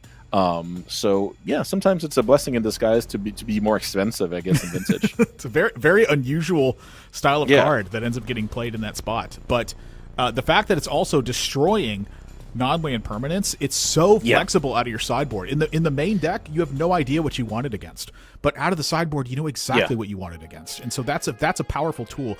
And when you're coming out of a sideboard spot, you know exactly what you want to pick off. This is one of the easiest ways I have found to fight against cards like Karn, to fight against cards like Null Rod that can shut down all of your mana, to fight against cards like Pithing Needle that can shut down some of your key strategies that you have set up to fight against your One Rings and to fight against your Sensei's Divining Tops. Argentum Masticore is an extremely unusual card that has a lot of layers to it that fights. It's not a card that you can really run in your main deck, but it's one of those cards that you bring in versus a lot of different opponents. And the reason why it works is because you take out the bad cards in the matchups. There's a lot of cards in your deck that don't work against some of your opponents. And that's why Argentum Masticore, in my opinion, is truly making it in those spots. Yeah, no doubt about it. It's all about, again, it's all about the context and how the other decks in the metagame are reacting to your strategy. And if that reaction is going to be permanent based, then we can play a card like Argentum Masticore. Just imagine everybody just played, only, Consign the Memory, Steel Sabotage, Hercule's Recall type of cards as hate pieces. Then that card wouldn't be as great. But it's because of the permanent cards that it's a good one. This game looks like Max is kind of drawing a lot of too many mana sources, basically, after having his 2 bombs handled. So again, things are going accordingly for the side of the Lurrus deck. A Null being in hand. And so apologize for the way that some of the visuals are working right now. We're working on getting it handled as quickly as we can. Yeah, and Null is actually a third alternative to, the Steel Sabotage, the Consign slot. Because you're playing this in your Dimir deck because you want to hedge against the card Oath of Druids and Underworld Breach, because those are enchantments, right? It's just like there's a world of ways to use these counters now. Where it's like the third one's come up. I forgot about a Null. Last time I played Blue-Black Lurrus, I had 1 Annul, 1 Consign, 1 Steel Sabotage in my sideboard. Yeah. So at that point, we're trying to handle everything, and mathematically, when I'm analyzing the metagame, that was just a split that made sense at the time. So yeah, Annul is for sure a format staple here. I think Max got flooded out here. Yeah, because now Urza Saga is taking over the game, and it's backed up by some pretty solid stuff here. Solid interaction, not, the catch-all of Force of Will, but pretty solid. Yeah, the Lotus coming down here to make sure that it's going to be the end-all be-all here. Treasure Cruise is going to get cast pretty soon. Fleshraker is going to get fatal pushed. And the Revolt coming off the Sacrifice Saga. I mean, this is everything here, too. This is a pair of 5/5s from Urza Saga. Like, Urza Saga, I am to see this card restricted. Imagine what this was like before it was restricted if you're kind of just coming into the game here. Holy smokes, this was a 4 of in every single deck. Your deck could have, like, no things to do with Urza Saga, and you're like, I'll just go get a Mox. I'll go get the Black Lotus. You just played 4 Urza Saga because it was 4 Urza Saga. The format was very centered around that card, so we played some questionable answers to get a little bit of a leg up in the Saga mirror. So I'm very happy with it as a one-of, because occasionally it will take over the game, but it's not super dominant when it comes to the play experience. So it's just another good, powerful restricted card, right? Oh my! Another. So that was not a good Treasure Cruise. If we're going to be a little bit hopeful, that's lethal. Oh, okay, 1 blocker. Yeah, I got it. So we actually have the Talon here to buy ourselves a tiny bit of time. Talon, I believe, for 4 mana, you can put it into play and kind of phase out a construct. So you don't take lethal here, but dismember to dismember. If you're casting that card to gain life, you're basically gaining 1 life. You're right. Oh, I guess you have a Black Mox, I guess. But yeah, this will buy 1 turn. So now Max's hope is to draw the 1 ring, but we know that Sandorsh has that covered any day of the week with that sweet, sweet copy of Annul. Very unusual card for Talon Gates of Madara to also find a home. Another head scratcher. Well. Yeah. It works so well because of like phasing out cards like Collector Oof. Yes. Just that 1 turn you need for your whole deck to pop off is such a cool interaction. Yeah, that is a good way to look at it, that you're basically just trying to free roll this card that is kind of a problem solver, and at the worst case buys a little bit of time and it's a mana source. So I really like that that card getting played in Vintage. I think it makes a lot of sense. Colorless specific, no less.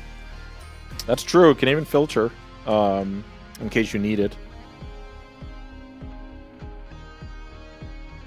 So now Sandorsh is looking into the future here with the bauble to see if his annul is going to be good.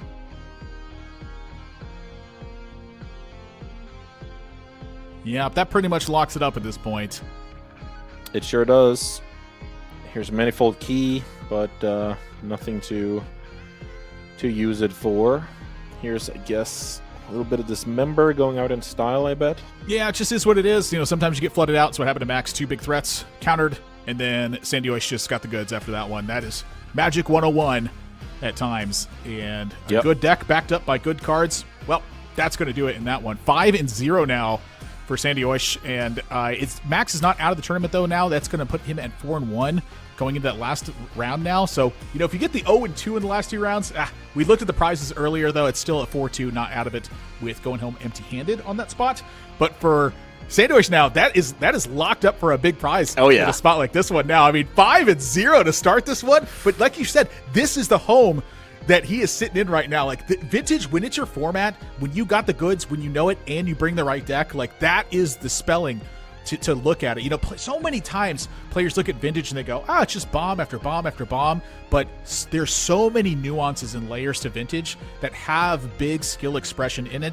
And every single time I end up looking at it, it's just so much different every single time. It's like the better players are and I watch them, the more and more I see it every single time. Yeah.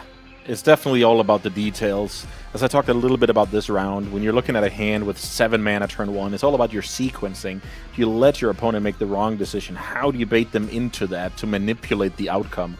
And that's when you're going to see the difference between, you know, an average player, a good player, and even all the way up to a great player, of which we have numerous today. So with that, we're going to see if we have another backup for this one, or if we're tossing for our final match of the day. Apologies that I'm a little bit short on info here. We're trying to get a lot of stuff together as we're coming into our final match on this one. But all right, we will have a backup match for you guys. So that is that much I'm super always excited about. Yeah, I mean more Vintage. Yeah.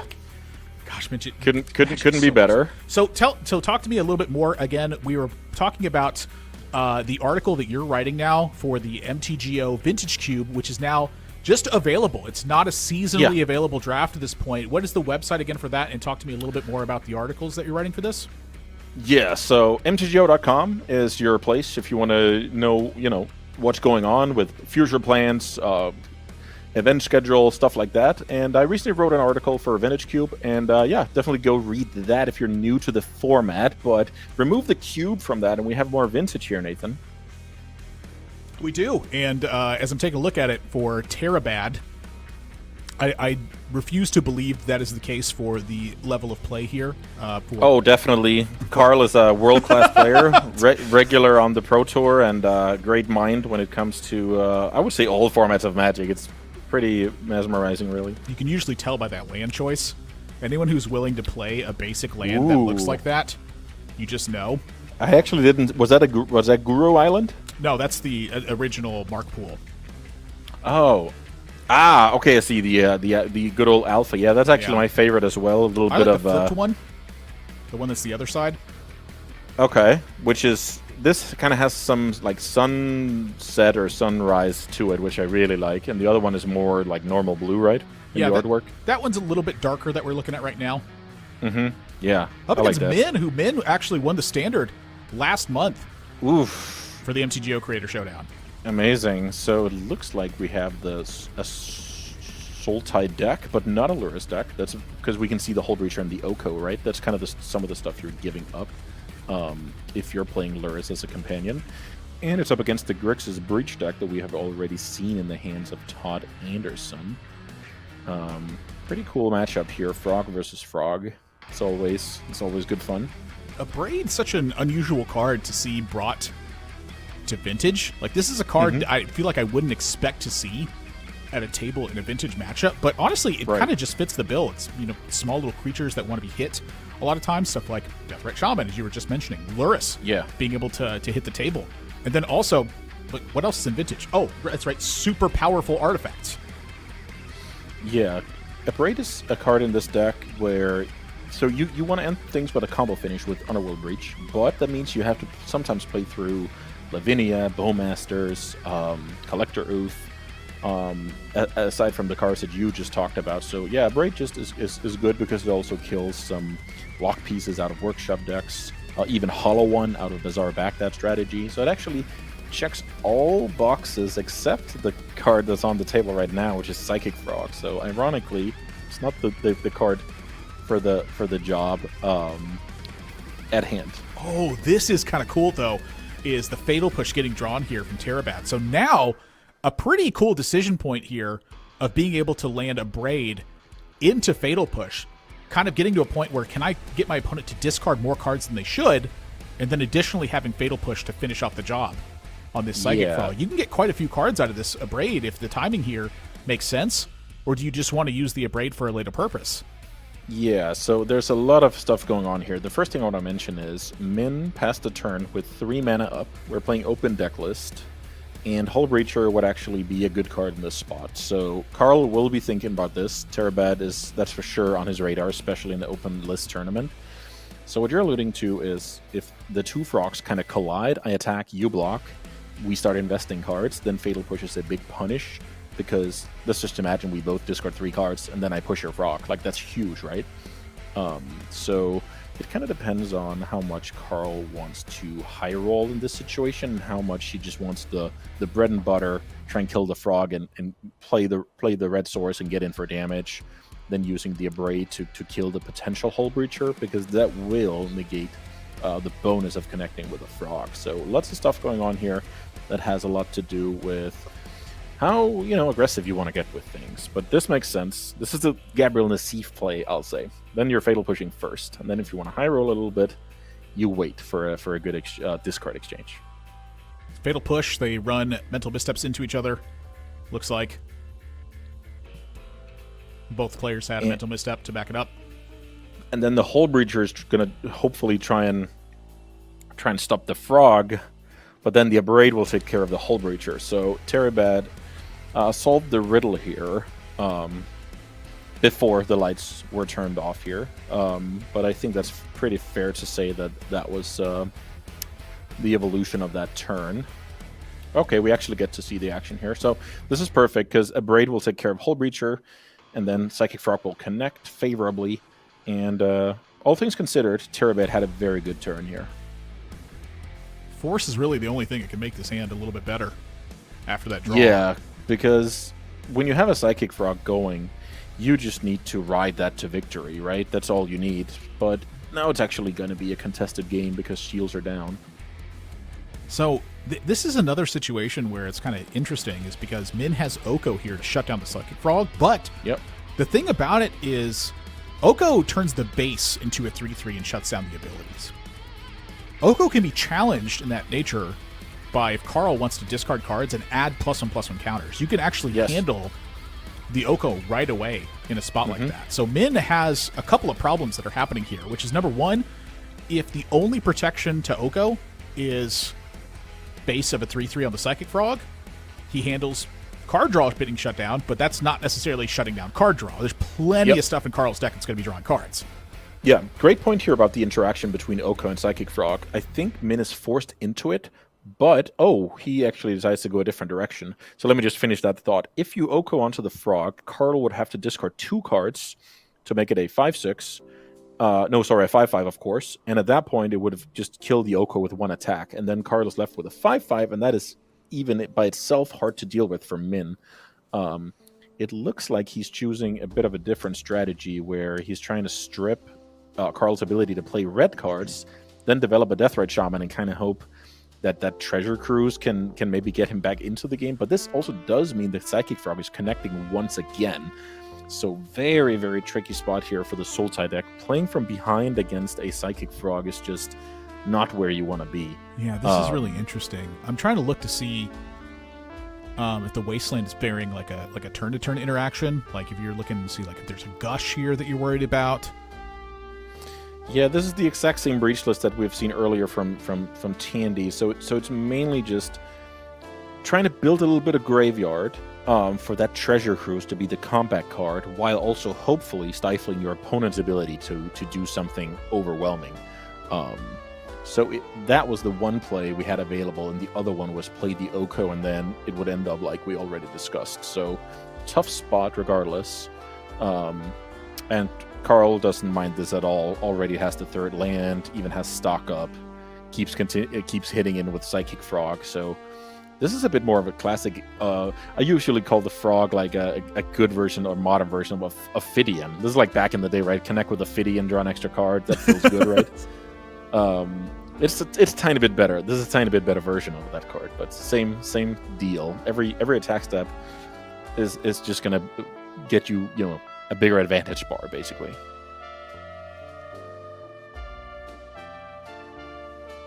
So Deathrite Shaman here is not a problem at all. We can keep attacking, cast a stock up, and at this point we know that there's no Abrupt Decay, there's no Fatal Push, because that would have gotten cast, right? So that's how I approach a lot of Magic games, is when my opponents are playing certain cards, I can kind of rule out some other ones that certainly aren't in their hand, right? Because they would have dealt with my threat if they had an answer. So yeah, it's like when you're trying to look at a spot like that and you're trying to figure out the read. Question number one is, can your opponent kill you with a chain of commands? Do they have the combo? If they can combo you, no. The number two is, well, do they deal you with your most powerful threat? No. Okay. Well, now what's sitting in their hand then? They didn't do anything to progress themselves. They didn't kill your most powerful threats. What's the rest of the cards in their hand? And this is something that especially a player on Carl's level is very, very good at. So for now, he probably has something around 10 or 12 cards that could realistically be in the opponent's hand. And then he's going to make the according plays to kind of make that as good as possible. I really like the land drop here before the stock up, because it lets Carl dig into Pyroblast specifically and then have access to kind of untouchable red mana. Yep, very good point. Looks like he went with a Force and a Lotus, so it actually lets him stock up once more, which is kind of cool. It's very. You are trading a Lotus in, though. It's so odd to see Lotus stock up. Yeah. Like that, just to see like a standard uncommon cast from a Black Lotus is a very unusual thing in a format that offers you 32 years of power. But if you need to dig for a Force of Will, or you need to dig for a Pyroblast or something of the like, it makes sense. It sure does. It looks like we found the restricted version of Stock Up that looks at 2 more cards, Dig Through Time, with 1 blue floating, which could come in handy. I'm sorry, the restricted version of Stock Up, are we in the future right now? Oh, shoot. The restricted version of Stock Up is Dig Through Time. I reversed them there. I'm having a prediction. I believe it. I'm a believer that they're doing it. I have some insider information, apparently, and I I accidentally told on the future here. They will swap places.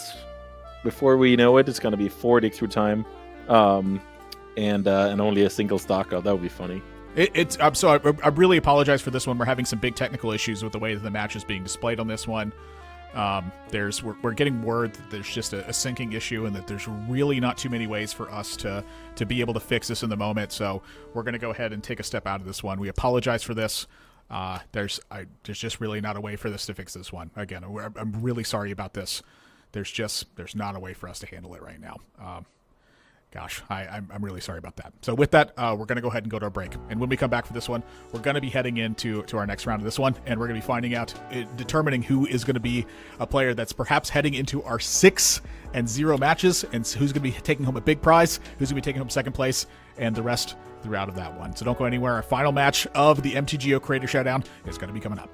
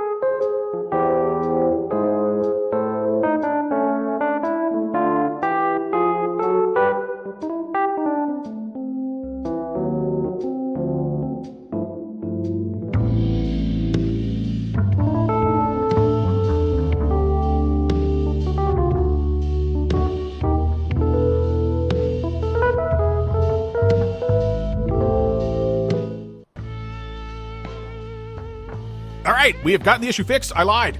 Not like in a total, actual, sense of it, but issue has been fixed, we believe. We're heading back into it. So now, Min versus Carl on this one, Terabad, and Andreas, we're back into it now. So a little bit deeper for into the sure. game. Collector Oof on the board right now. Psychic Frog for Carl in this one. It looks like we're in a very similar spot to where we were when we left, though, but the traditional control match is now continuing to build a lot of mana into play for Min at the moment. Yeah, but that also allows for Hardcast Force of Will, which is kind of cool. I will say the Psychic Frog looks to have this board dominated, so Min will have to worry about that. It's cool we can see a lot of cards in Carl's Exile here, which probably meant that he has been flying over with the Frog a few times. There is a Collector Roof in play, which shuts down, all artifact mana, and now a Wasteland to shut down black, which is a very good call. Speaking of the one of Fatal Push hanging out there in Carl's hand, so he's probably representing Pyroblast for this Volcanic Island, and then ends up getting a little bit punished. Or the Psychic Frog was just played. Okay, not a bad draw here. Not a bad draw at all, but, I'm looking at Deathrite Shaman and I'm looking at Collector Oof. Yeah, so at this point, I expect Carl to, at the very least, cast this Abrade after Deathrite activation, so that Hardcast Force of Will is off the table. This is a somewhat high-level play, but at this point, I will expect Carl to think about Hardcast Force of Will in Min's range. So, pretty interesting to see the timing here, because if you cast it right away, it's just going to get forced, and the opponent gets to untap all their mana. So I expect him to wait here, at the very least, until the Deathrite has been activated. Speaking of timing, too, the clock. Yeah, definitely. Magic Online, you have 25 minutes, and you can do whatever you want during those 25 minutes, but you do have to finish things off. I will say, for a seasoned veteran here, I'm not worried.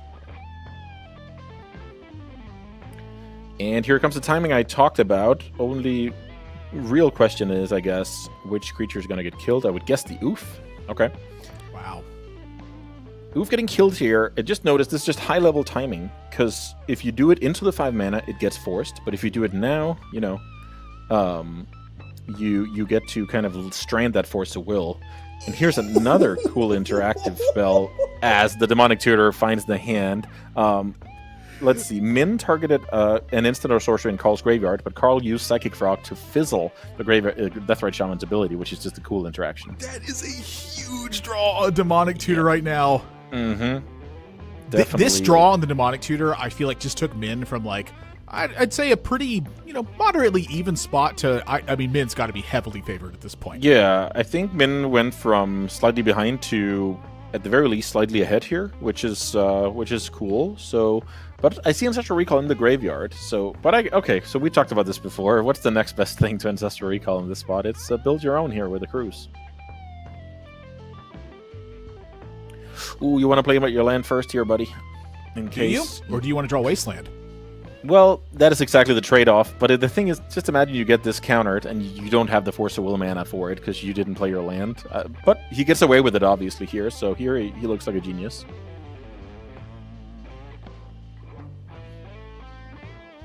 Is it a genius or a trade-off? Maybe that's the risk he's willing to take. Yeah, definitely a trade-off here, and the read was correct. Second Deathrite Shaman, and now I guess this is the answer. Min does not have any more fetchables in the deck, with 6 dual lands already being on the battlefield. Oh! I guess that is the answer to the trade-off. I was looking at the decks, and something in my head was like, he can't play the land. And I was like, yeah, he can. And my head keeps going, no, not really. And I'm like... I didn't double-check the list. This is me trying to solve the case here. Let me check if I can find the deck. This is for confirmation.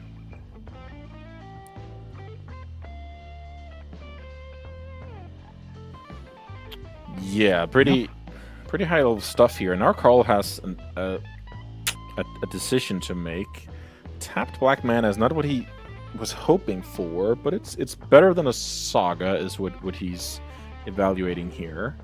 It's going to the top, whatever it is. Kept the card on top, and then a Lurrus to hand holding up the Pyroblast. So the 2 Deathrites are quite scary. but they're manageable. You have a Psychic Frog to make sure that your graveyard is not an issue when it comes to instants and sorceries. And generally, the Sultai deck can run out of cards in the graveyard, so this is not the best triple Deathrite draw we've ever seen. I think that's so. Did Mint choose to not eat the Treasure Cruise from the graveyard here? Yeah, apparently. Okay. Apparently decides that cards in the graveyard can come in handy later. Yeah, it's getting a little bit tough on the Deathrites here. They're getting to the point almost where they just don't really have anything to do, which is pretty rare. It's super rare, especially because you're playing a deck that actually is interested in doing stuff out of the graveyard, but Psychic Frog just manages the graveyard so well. Yep, definitely. What the heck kind of deck could punish Deathrite Shamans? Like, oh, no, don't worry about it. I'll just get rid of my own graveyard. You're like, wait, what? That's not how Vintage works. So here, the Brainstorm comes in before the combat step to see if we can do anything meaningful before sending the Frog here. So Urza Saga is going to be so strong at trying to close out this game. Here comes the Lurrus, cast with the help of a Mox Pearl. Yep, I was just going to say Mox Pearl. Coming in clutch. So now, if you hardcast Force of Will, you cannot get Spell Pierced because you have a land in the graveyard. So hardcast Force of Will is the way to go here. Carl decides to not use his Pyroblast. Wow. Which is very interesting. That's pretty surprising to me. I would have expected the Pyroblast here to trade with the Force of Will to force through the cat, but Carl decides this is not what the game is about. I would have really expected. So now the Brainstorm is going to probably get targeted at the end of turn, and Carl will need to discard a card. I mean, I would have really expected for Carl to brute force there the Lurrus, but honestly, it makes a lot of sense.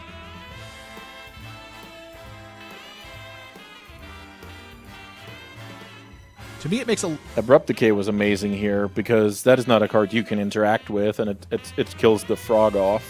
So now it's really up to the Saga to do the heavy lifting when it comes to closing out this game. I feel like it keeps happening. Yeah, the Ursa Saga coming up clutch. We've seen a lot of Sagas today. So now, here comes Pyroblast. So now, when we're trying to protect a stock up, we're willing to use our Pyroblast. I like that a lot.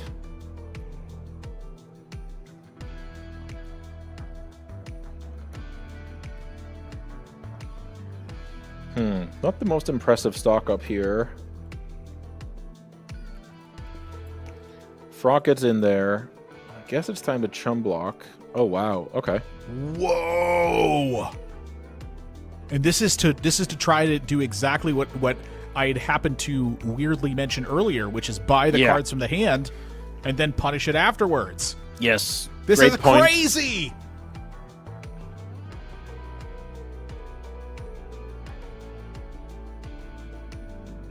Yeah, this is a great situation, especially now that time is definitely becoming a factor. I will say there's still time to crash in with some big constructs. But yeah, this is a bit brutal. Fatal. Wow. So no construct. Yeah, tapping down from the constructs here, getting super punished by the Abrupt Decay. Oh, this is terrible. Yeah, this is terror bad. That is for sure. Ooh, the Abrupt Decay is so good here. Oh, my inside hurts. I can feel it happening. Yeah, exactly. Oh, no. Brutal. Oh, that hurts. Very brutal. And now no construct this turn. Still the Death Rights to handle the graveyard. I feel like the construct was kind of the backup plan here. The safety net.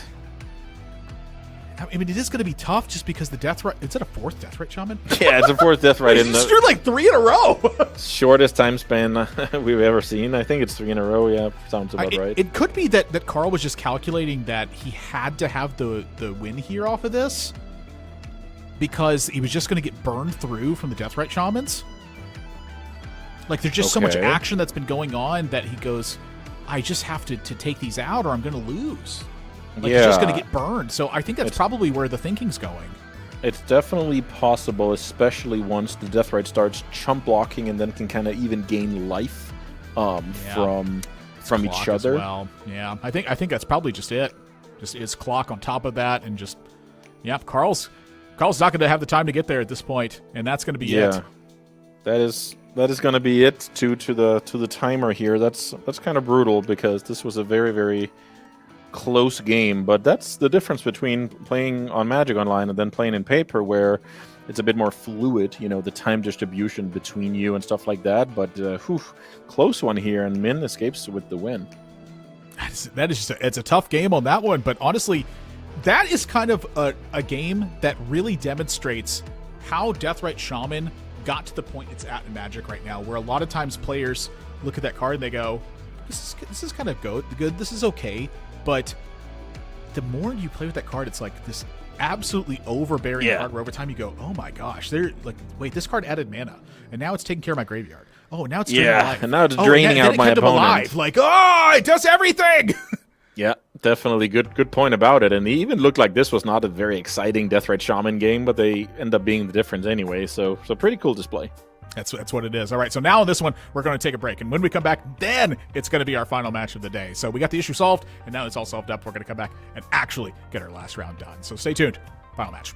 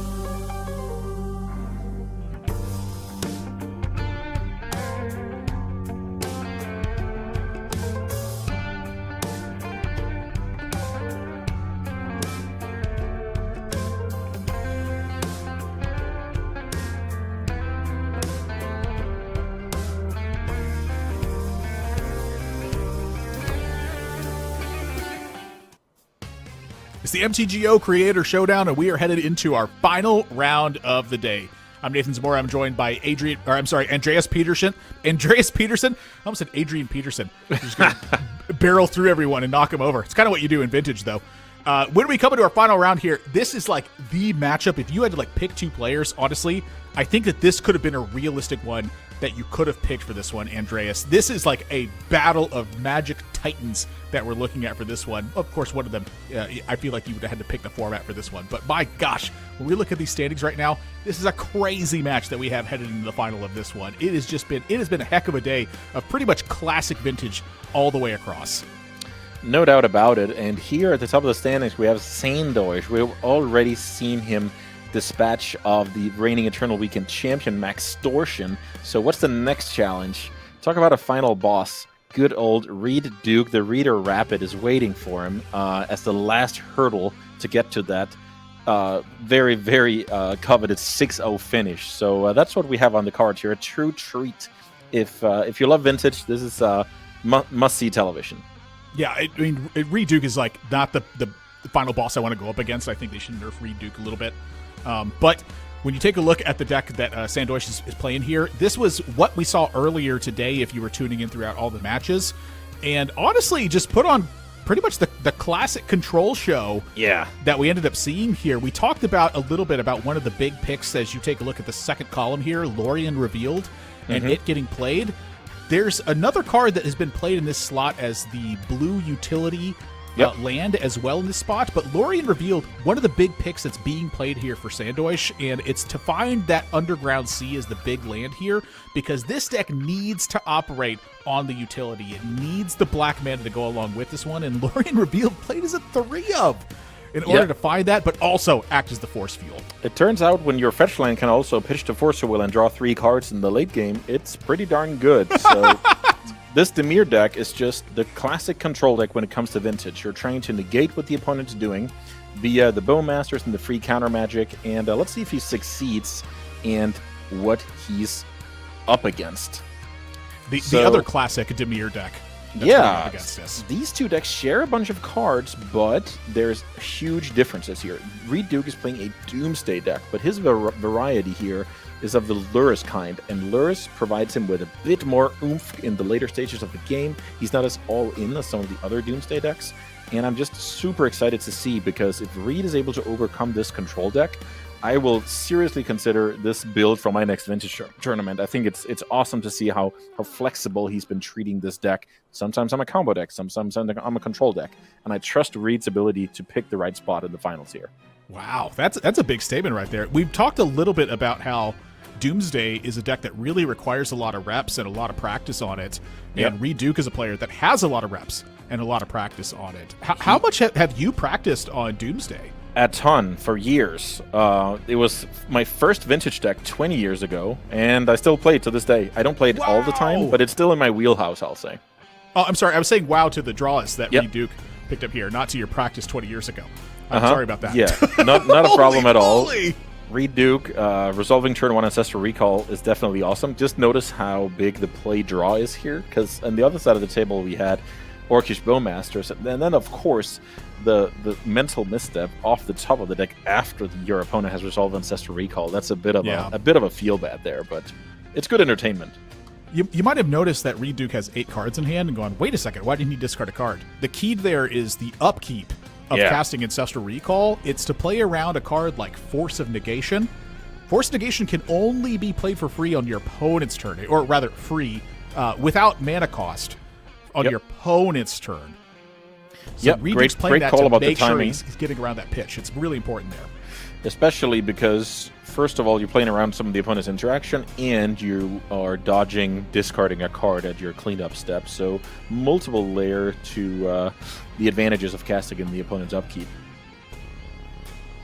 Looks like we're time walking here. So Reed Duke gets another draw step, gets another land drop, and now it's kind of we can cast Doomsday with double Force of Will backup here, which I imagine is something Reed is very interested in. Yeah, this is a pretty tough turn for Sandoish here too. This might be pretty close to the end. I mean, Reed's got Flusterstorm and Force of Will. Yeah. So the mental misstep's definitely coming down to this Dark Ritual, I think. Yeah. I think that's pretty much the end. It looks like Reed can kind of decide how he wants to progress from here. Sometimes the Flusterstorm is good to hang on to because it's like, because of the Storm ability, it's a very good at actually ensuring that you win the counter wars. So I'm actually quite interested what he goes for here. I could see both forcing and flustering here. So it looks like, oh wow. So Reed is just saying, go ahead. I'll just cast a Dig Through Time and move on with my day here because that is exactly 6 cards in the graveyard. Okay, Reed is also... This is exactly what you alluded to earlier when you talked about Nassif and Reed, and when they have 2 options, one is aggressive and one is slow and steady wins the race, they go for the latter. It's really crazy how patient Reed Duke can be in his play and understanding where the advantage is at. Yep. It's truly just... I would love to be able to hear his thoughts in the moment, not like hear his commentary after the fact. I want to hear his thought in the moment. Yeah. Like if I could feel that would just be truly unreal, because he is just, in a very basic sense, he's going, okay, I can get further ahead. That's like the generalized thought, but what makes him see that he gets further ahead here? Like, sure, plus 2 cards, but really? Oh, okay. Oh, so now he... come on, Reed. Okay, no. This doesn't count. This doesn't count. This is so. Just when we thought Reed Duke was prolonging the game, he was actually ending it on the spot, just in a bit more flashy way. That one doesn't count. This does not count for what he feels thinking ahead. Okay. Yeah. Now that's a power of vintage, of course. This is a thing that can happen. Yeah. But I usually put it like this: he exposed himself to the upside, right? He gave himself the chance to get lucky. True story. So now it's going to be pretty easy for a player of Reed's caliber to finish the game on the spot here. Gush allows him to get into the pile of 5 cards down to 3 cards. One of those cards are going to be the Black Lotus, and from there, pick your choice. You can even just throw in Ancestral Recall for good measure, draw down to 0 cards, and slam the Thathus Oracle with the remaining 2 blue mana here. Oh yeah, I mean, the only question is if his opponent lets him go through the motions here. I mean, Black Lotus, misnamed, honestly. That's the Blue Dark Ritual. Oh, for sure. Yeah, so you use Black Lotus to cast a Doomsday, but you also have access to the Black Lotus just seconds after in your Doomsday pile. Seems fair. Doomsday is a heck of a card. Yeah, it's 5 Vampiric Tutors in 1, and from there, you can just go ahead and finish things off. It all depends on your creativity, basically. That's the only limit at that point. So it looks like Reed likes Gitaxian Probe here. It's the same. He goes down to 2 cards, which means a lethal Oracle. So, yeah, take a glance, full info now, and that's the game. Wow. So you would think with open deck lists that this Gitaxian Probe does not hold any value, but it actually holds a little bit of value because now you get to sneak peek at what did my opponent Demonic Tutor for at that time. That was the Force of Negation. We get the confirmation here. So you get a little bit of a look into the opponent's tendency. So if you play Magic at the absolute highest level, like a player like Reed Duke, this is just free info on how the opponent approaches the matchup. So it might seem irrelevant, but it actually has a tiny bit of value. Yeah, I've always just liked Gitaxian Probe because it just settles the issue. I know exactly what my opponent has, and now my plays, they stop having to play for range, and I know exactly what to do. Yeah. That is for sure. At this point, whether that card was a Preordain, Ancestral Recall, or Probe didn't matter. Yeah. So Reed decides to get they're all free. They're all free, and we know the coast is clear at this point. So yeah, Reed takes down game 1. Wow, that is crazy to hit the Black Lotus off that Dig Through Time there. But that's like the perfect example of exactly why a card like Dig Through Time got restricted initially. It's because your deck would be based around just shredding through your deck super quickly and casting Dig Through Time, finding that free mana and then popping off like that. When you had 4 Dig Through Time available for that short window of time, it was so easy to play decks like this and just popped off on your opponent. Like, what were they supposed to do if they weren't using this kind of strategy? Yeah, Dig Through Time is just a card. I usually, with cards like Monastery Mentor, Dig Through Time, Treasure Cruise, I usually go, there are cards that reward you for simply just playing the game. So fetches, forces, dazes, cantrips, stuff you were going to do anyway, make those cards awesome. So yeah, had to hit the restricted list, and now we just see it as a one-of, but it still provides awesome moments. Pretty tough opening here, I'd say, on Reed's side. He's going to choose to keep it. Yeah, Reed says, okay, there's plenty of games where my Bowmaster kills your Bowmaster, my Thoughtseize takes out your Force of Will, my Fatal Push kills your Frog, and then, you know, I'll just get there eventually, and it'll be fine. I think this hand is, let's say, an unexciting keep, but it's still a keep any day of the week. So that's really, I think, one of the big differences in the way that Reed's deck is working versus the way that Sandoish's deck is working here. I mean, this is a really big matchup that Reed is playing right now. He's sitting at 4-1. This is a big prize difference between 4-2 if he loses this match, and 5-1 if he wins this match right now. So he is putting a potential match win on this hand right now in this style of mirror match. You know, we're looking at this is a Psychic Frog difference that Reed Duke's playing with this style of Doomsday versus a more combo and all-in variation of this. He's saying that this Thoughtseize and Fatal Push is enough to get this done. That's kind of surprising, I'd say, in the grand scheme of things, but you're kind of simplifying it here, just kind of going, oh, well timing's going to be everything. Yeah, we hope to trade some resources and the game goes on, and at that point, it's anybody's game. We're kind of playing the same cards, except I have this Doomsday card that you can basically never let resolve. So I don't think Reed minds this too much. Obviously, this fourth land off the top was not ideal. As you see, he's even starting to kind of thin his deck right away. And here comes the Thoughtseize. Oh, wow, this is going to get countered. So the theory here is, if you counter this Thoughtseize, it's either because you have a very good card in your hand, or you want to conceal information about the strength of your hand. And I think it's more of the latter here, even though Psychic Frog is cool and all. Yeah, this is also... Oh my gosh, that is a huge draw! That's what we want to see for this game to potentially extend to 3 games, right? The mental misstep being Fatal Push protection here is very, very crucial. I mean, that's got to be potentially the best draw in the deck right now. Yeah, I like that. You can argue something like Ancestral Recall would be better, but this lets you develop your Frog, hopefully make it survive, and then you kind of try and grind away like you did against the Fleshraker Shopstick a few rounds ago. Look, I said it earlier that I'm going to speak from the player's perspective, except when it reaches moments of peril. We're in a moment of peril right away. Sandoish needs to win this game. Reed Duke has played his hand face up right now. Thoughtseize turn 1. Sandoish has played that hand face up. Forced the Thoughtseize. Jam the Psychic Frog. Reed Duke's going to Fatal Push this. Right now, the mental misstep is better than Ancestral Recall. I'm saying it. Next turn, not the case. But right now, the mental misstep's better. The mental misstep is amazing here because your opponent spends a mana, you spend 0 mana, and you get your draw engine going. So if Ancestral Recall is good, then connecting with Psychic Frog is also good, right? So I really like this. This is crazy. A great way to punish, and you're also slowly but surely building a graveyard for that dig through time to hopefully come into play a few turns from here. I mean, this is tragic for Reed. Yeah, that was not... Funnily enough, the mental misstep has been the draw in both games, but this time it was timely, right? Last game it was a bit too late against the Ancestral, but now it was actually timely.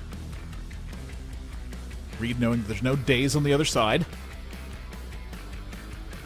Yeah, that's really a big one spot when it comes to the land drop. So he sees this now and goes, okay, well, maybe there's a way to get value out of Dark Ritual Bowmasters. Not going to go for Delta into... So, Surveil Land? Yeah. This must be because Reed has the intention to Ritual here. But, yeah. This is just ideal because in a Bowmaster versus Bowmaster situation, you want to go last. You want to kill your opponent's Bowmaster with yours. And Reed knows he's not an odds favorite for this Bowmaster to survive for the simple fact that he's running a single copy and his opponent is running... I can't remember if it's 3 or 4, but it's more than Reed is running. Yeah, it's 3 on the other side of the table for Sandoish. So Dark Ritual Bowmasters, the 4 blocks here worth noting. So I wonder if the trick is to kill your opponent's token. Nah, that can't be true. You want to kill the Bowmasters, obviously, and then maybe you let your opponent block. I don't really feel like exiling 3 cards from my graveyard when I have a dig through time in hand.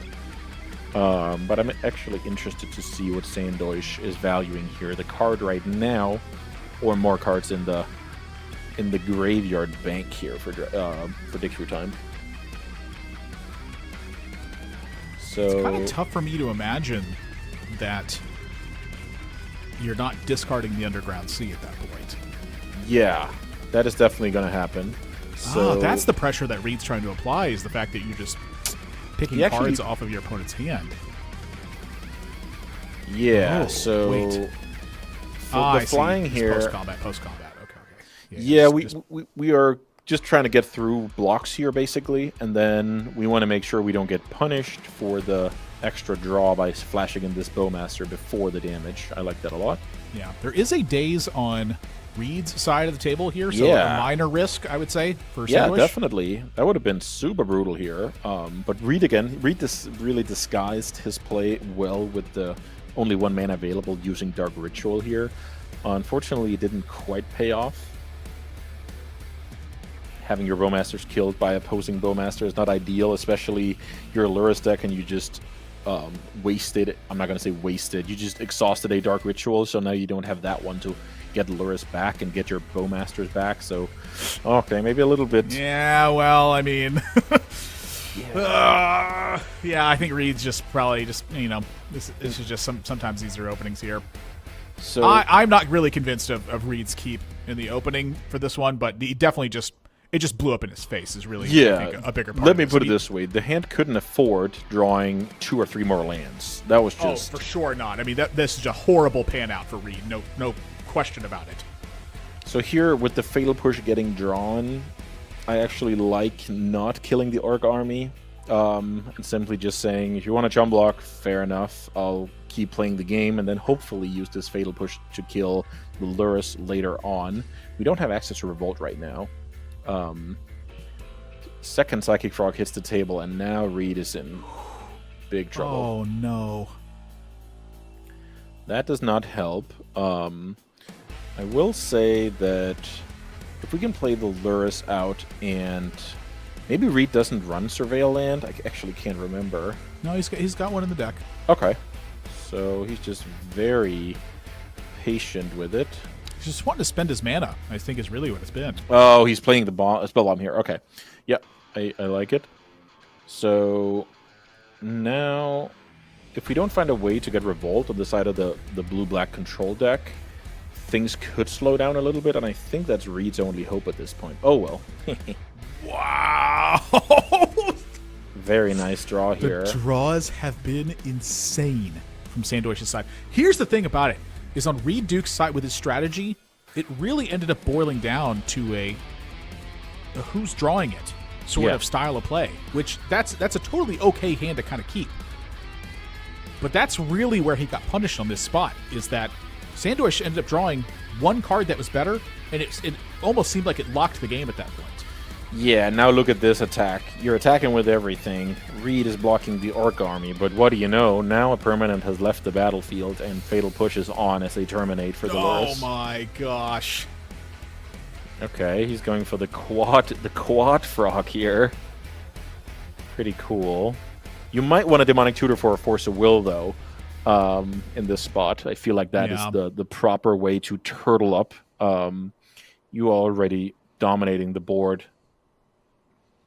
There's no reason to get fancy with it and summon a whole pack of frogs. Yeah, the Force of Will is truly the... Okay, goes for Force and Negation. You can do that in an open tournament. There's some situations where you don't necessarily know what kind of creatures your opponent could be running, and at that point you should just take Force of Will to kind of handle everything. But it looks like Force and Negation will do the trick here.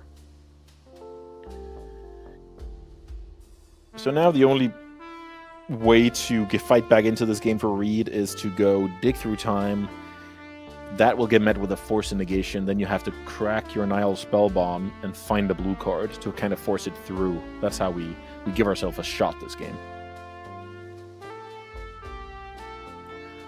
Force and Negation, pitching Dig Through Time is interesting. Now we can't trip off the Nihil Spellbomb, and this is the important part of this game. It's very over unless Reed finds a blue card. Okay, so we play on a little bit. Forcing through a Dig Through Time. We have seen what Reed can do with a Resolve Dig Through Time. We saw it in game 1 for sure. It was the end of the game. It sure was. But now, let's see. I don't think there's 2 cards that will do it on the spot here. There's some combination of cards like Time Walk plus Doomsday and then drawing into a cantrip next turn on the draw step.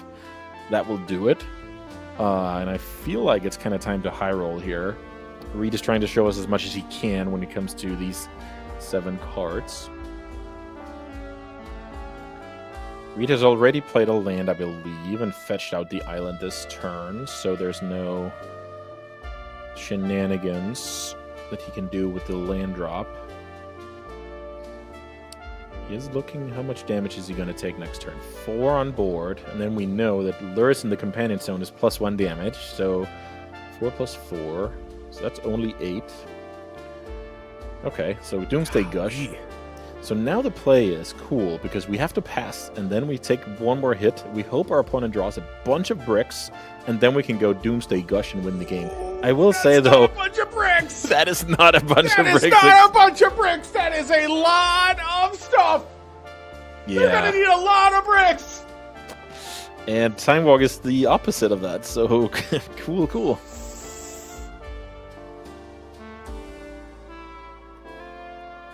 Yeah, getting in here. So now we have to do a little bit of math here. So what I like to do in a spot like this is try and resolve the Time Walk first to basically know if I have 1 more attack step and then do my combat math when it comes to should I discard to the frog or not. Let's see. Well, if the Time Walk resolves, you're going to win. Then I'm in a very, very commanding position, but I also might want to make sure that I actually put my opponent to 0 life. Oh, I see. You're just hunting actual literal 0. Mm-hmm. I was at least gonna try and do the math here. So to be fair, this is a game that if the time will resolve, we're winning that 99 times out of 100. So it was mainly trying to get to 100 out of 100 if that was possible. Fair enough. Because now we actually pass the turn back, and magical stuff can happen. Drawing 3 extra cards feels pretty nice. Yeah, it is. I mean, this is vintage we're talking about. So I like the double wasteland here to simply constrain my opponent as much as possible. It makes my pierce better. So you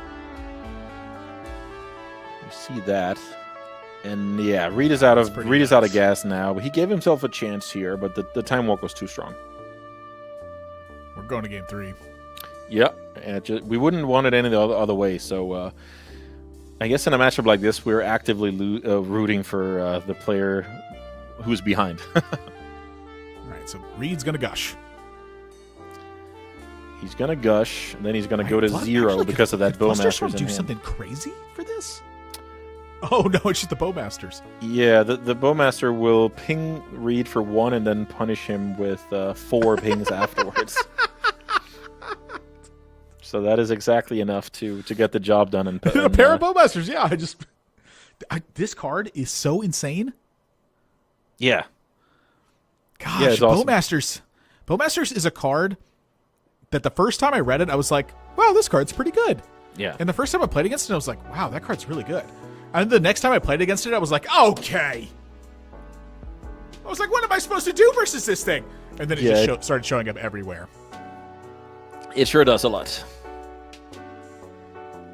Well, Reed puts it all on the who's gonna draw it sort of strategy in that one, and it was definitely Sandoish. Yeah, definitely. The mental misstep right away was just brutal. Yeah, at the start of that, no just recovery. Imagine that Psychic Frog hits the bin, then we get more time to get going. Then Reed can kind of do his thing, revolving around that dig through time, and we have a totally different game. That was only a dominating win because Sandoish had a draw engine going from early on. Yeah, I'm kind of curious how it gets played if Sandoish doesn't draw a mental misstep, though. Like, there's different ways to play it. I think if you don't draw a mental misstep there as well. Yeah.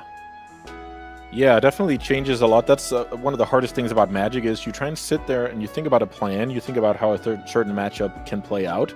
Then you look at your hand. You make a good plan during the opponent's turn. You think a little bit. Then you get a draw step, and then maybe everything is just out the window, and you have to rethink everything. So you draw like the perfect card. And you're like, I just played this all out. Dang it!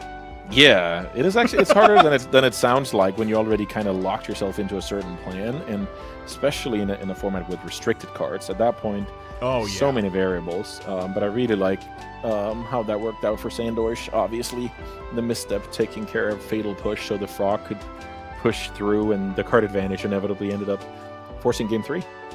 And that's honestly that happens more in Vintage. I feel like in any other format where you're going to draw that card that changes your whole turn.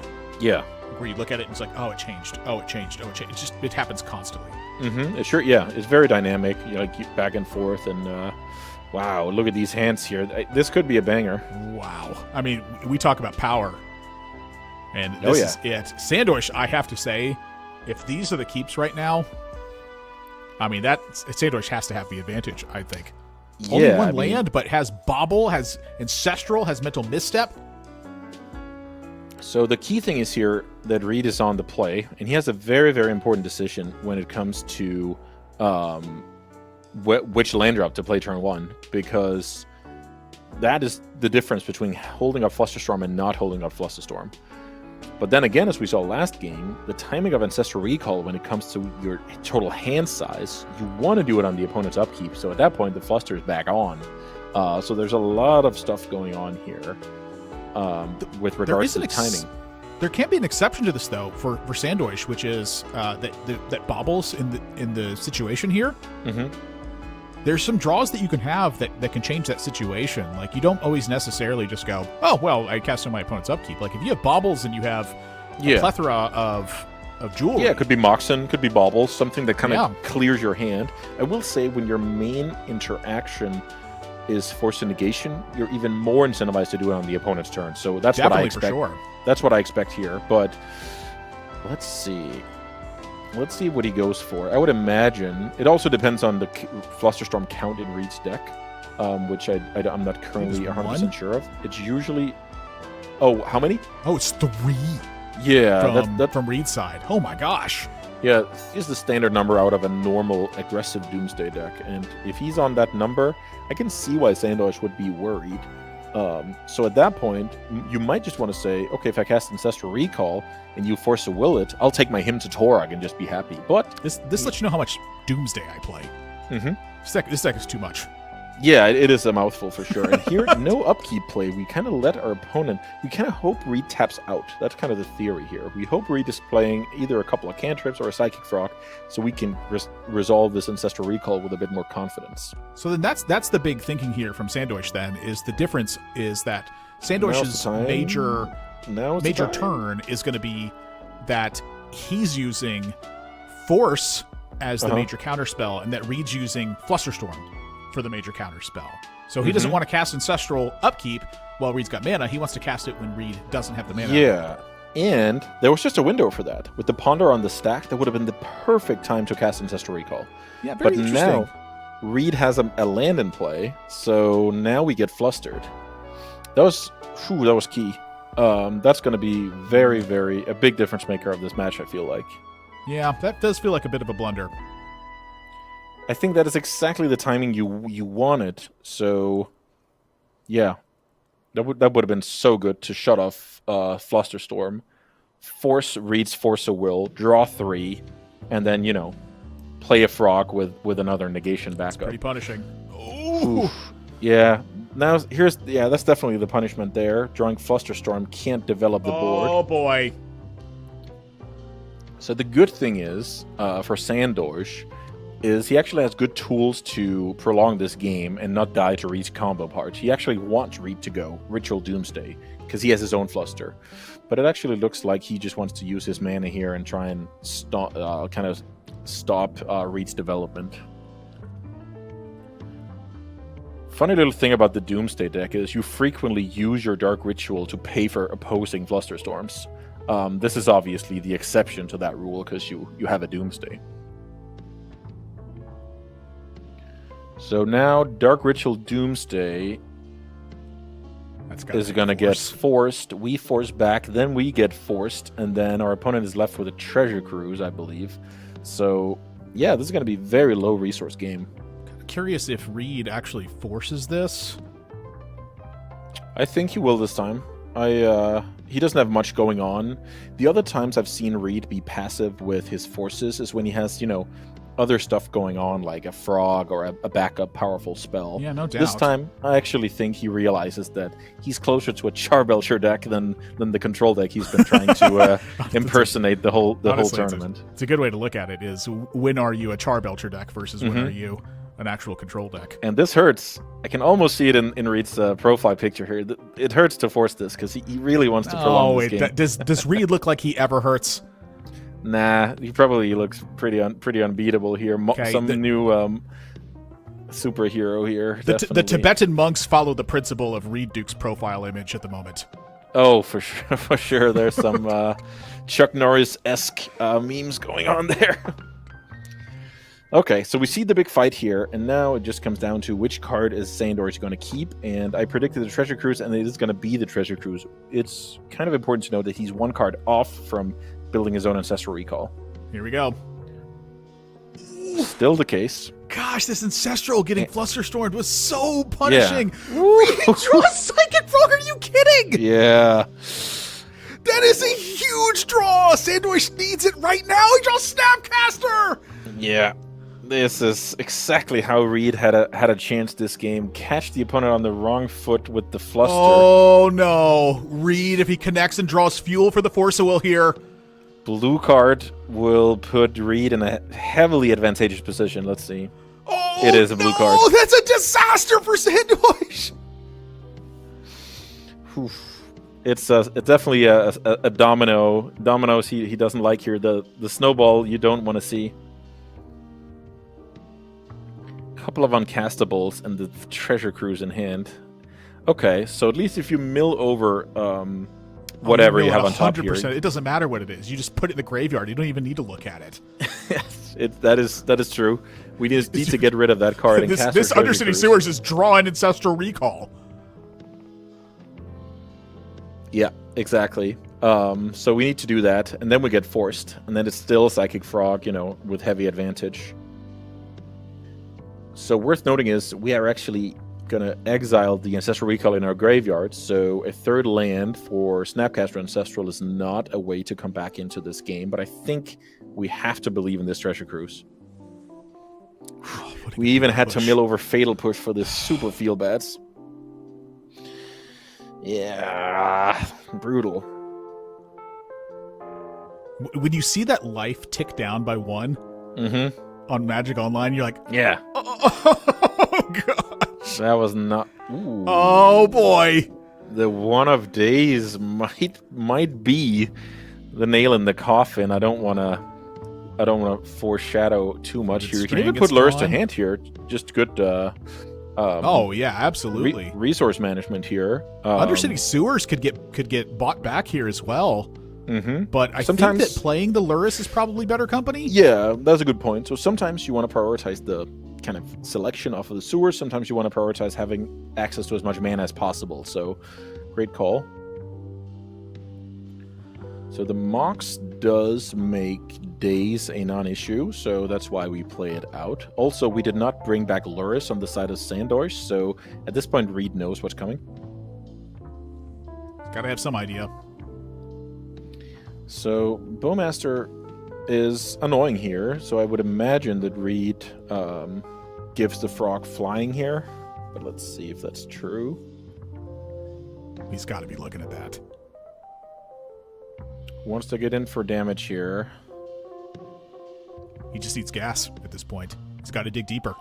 Yep. So Bowmaster is going to be doing a reasonable job here, but the lifelink on the Lurrus is very good in these races. So let's see. Reed also in a spot like this, he's got to be kind of annoyed by how this is going to control hand size too on the Bowmasters. Like, it only takes 1 discard, but this turn on controlling the hand size is pretty annoying.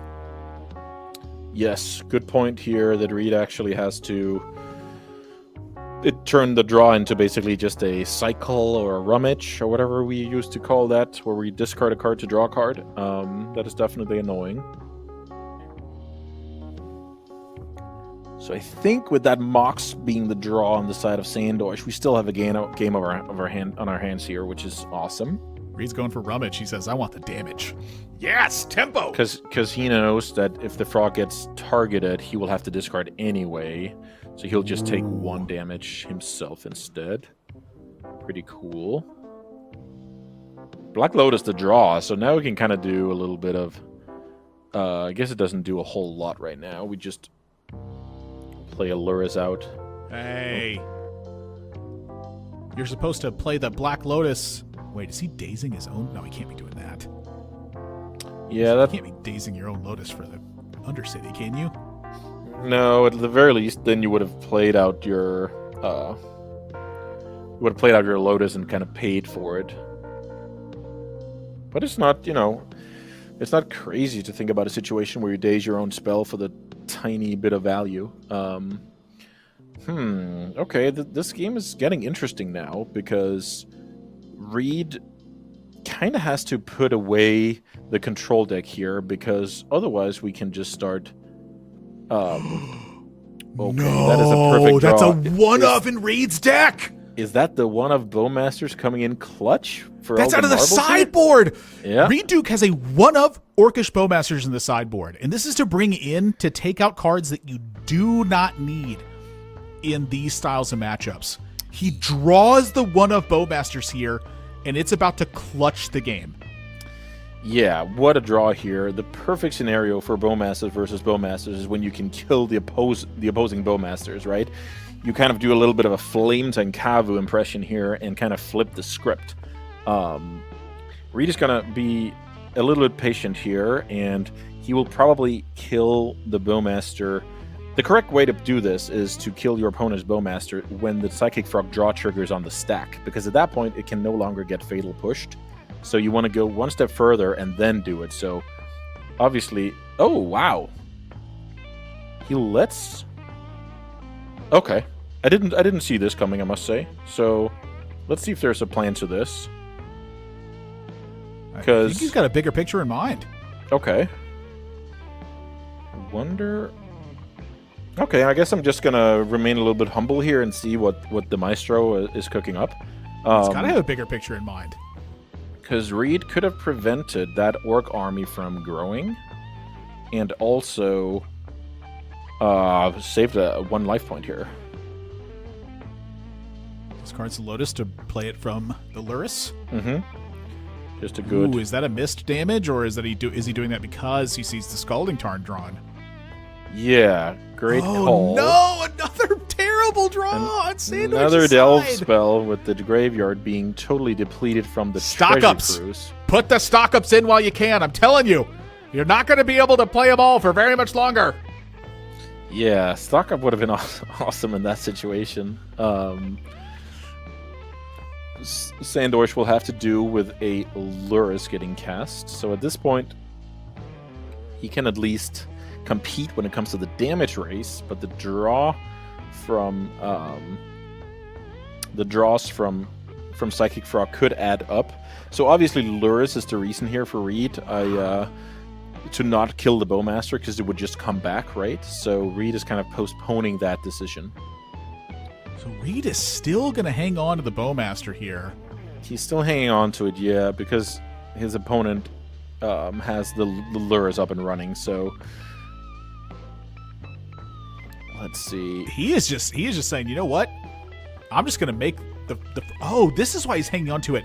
He's hanging on to it so he can make the frog big and cast it. I bet this is why he's hanging on to these cards. He wants fuel for the Psychic Frog to make it big, discard, and still be able to cast it off the Lurrus. I think I finally figured it out after watching this for a turn and a half. Mm-hmm. Yeah, Reed certainly had a lot more patience with that Bowmasters than my first gut reaction. So awesome to see that I'm sitting in here and he's playing in the last tournament of the MTGO Creator Showdown. This is 5D chess right here. Mm-hmm. Now another decision where he can choose to kill it with Bowmasters, or he can kind of keep going here.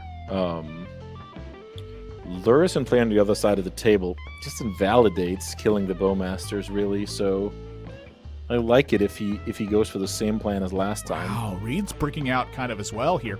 You know, he hit the jackpot right away with the Force Battle, and then ripping the Psychic Frog right off the bat. But ever since then, both players been bricking pretty hard. Yeah, and this is just showing the power of Lurrus here in either deck, really. Pretty interesting. Consigns a memory. That's, as we talked about earlier on the day, that can come in handy against a lethal Thassa's Oracle trigger. Sometimes you counter a clutch Black Lotus, but in general, it's not in these kind of fair games that comes down to, you know, the board presence. It's typically not the most impactful card. With that being said, we might actually see it countering a Bowmaster's ETB here.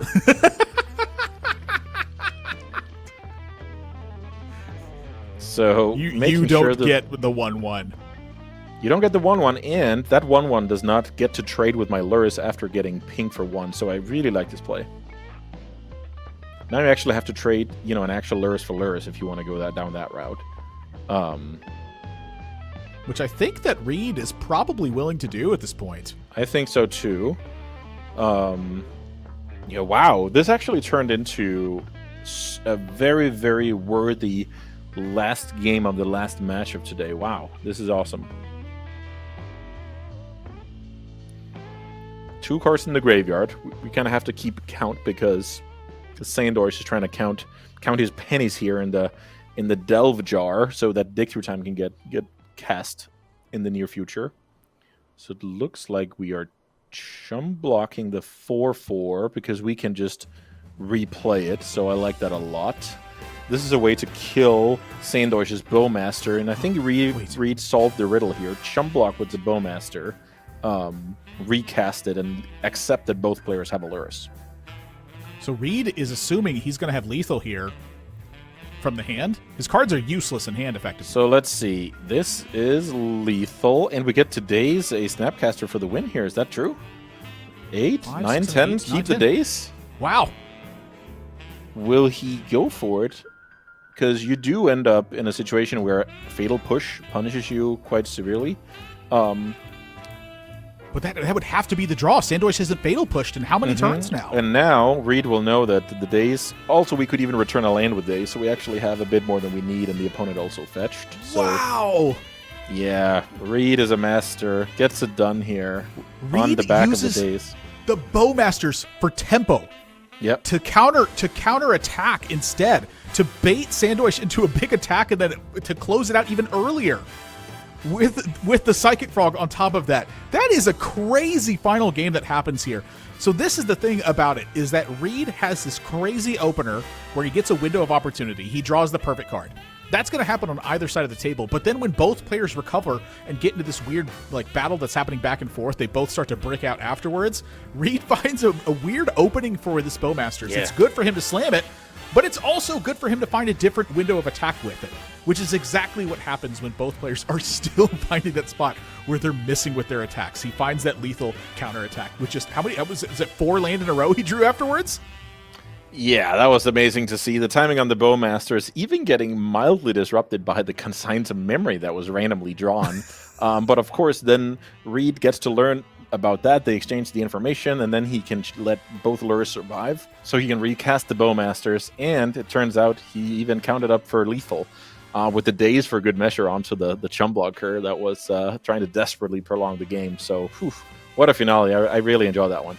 That is crazy to see it end in a fashion that way. We can take a look at the standings now and see how it ends up finishing at that one as Reed claims himself a 5-1 spot. So no players hitting 6-0 in this one, which means that we have 5 players hitting the 5-1 slot on this one. So that's a big difference that we are seeing from a 6-0 slot versus 5-1s claiming the spot. Caleb with another 4-2 as we come into this on this one. So that's a pretty tremendous gap that we're seeing at that spot with no 6-0s. The 6-0 spot is so hard to claim when you're looking at formats changing monthly, and then in addition to that, you're looking at players who are trying to fight and scrap their way to it as well. I mean, this is not like a weak field that you're playing against, even despite the fact that it's a small field you're playing against. You're fighting against some players who are absolutely just titans at their format sometimes, as well as just players who are just ridiculously good. Because it's a small field, you're going to run into them more often. Oh, for sure. Very tough field to do well in. And Yeah, a lot of players are taking home some sweet, sweet prizes, and I think it's pretty safe to say that everybody had a good time here, including us in the booth. Lots of epic moments. I'm definitely gonna watch some of this back when the VOD is available. Yeah, I had a fun time, to say the least. It's pretty much classic matchups of the day. I'm glad we got to see Fleshraker operate as well. It got pretty stuffed, I would say, when it played its matchup. It just everything got obliterated from the opening onwards. It was just like, no, I'm just gonna kill everything you play. But at least we got to see it from there. Pretty much classic Magic throughout the day.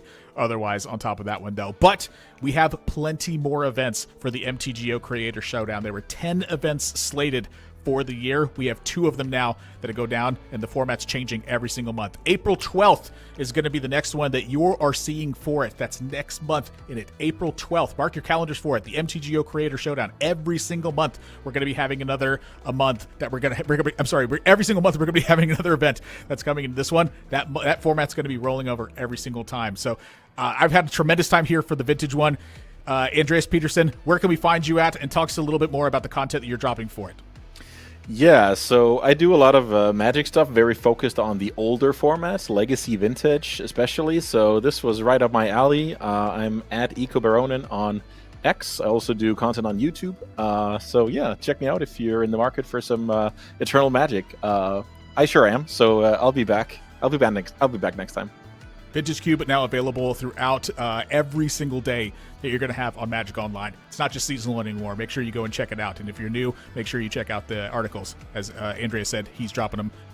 Get more accustomed to it, as you know, maybe I should brush up myself as well. Too many 2-1s that I have in the bank. As for now, we're going to be signing off. Thanks everybody for joining us. We hope that you can check it out on YouTube as well. If you missed any of the VODs and you want to see them, you can also check out the players' point of views. If you want to see them personally, they stream their side of the perspective as well. So thank you so much for joining us, and hopefully we'll see you next time, April 12th.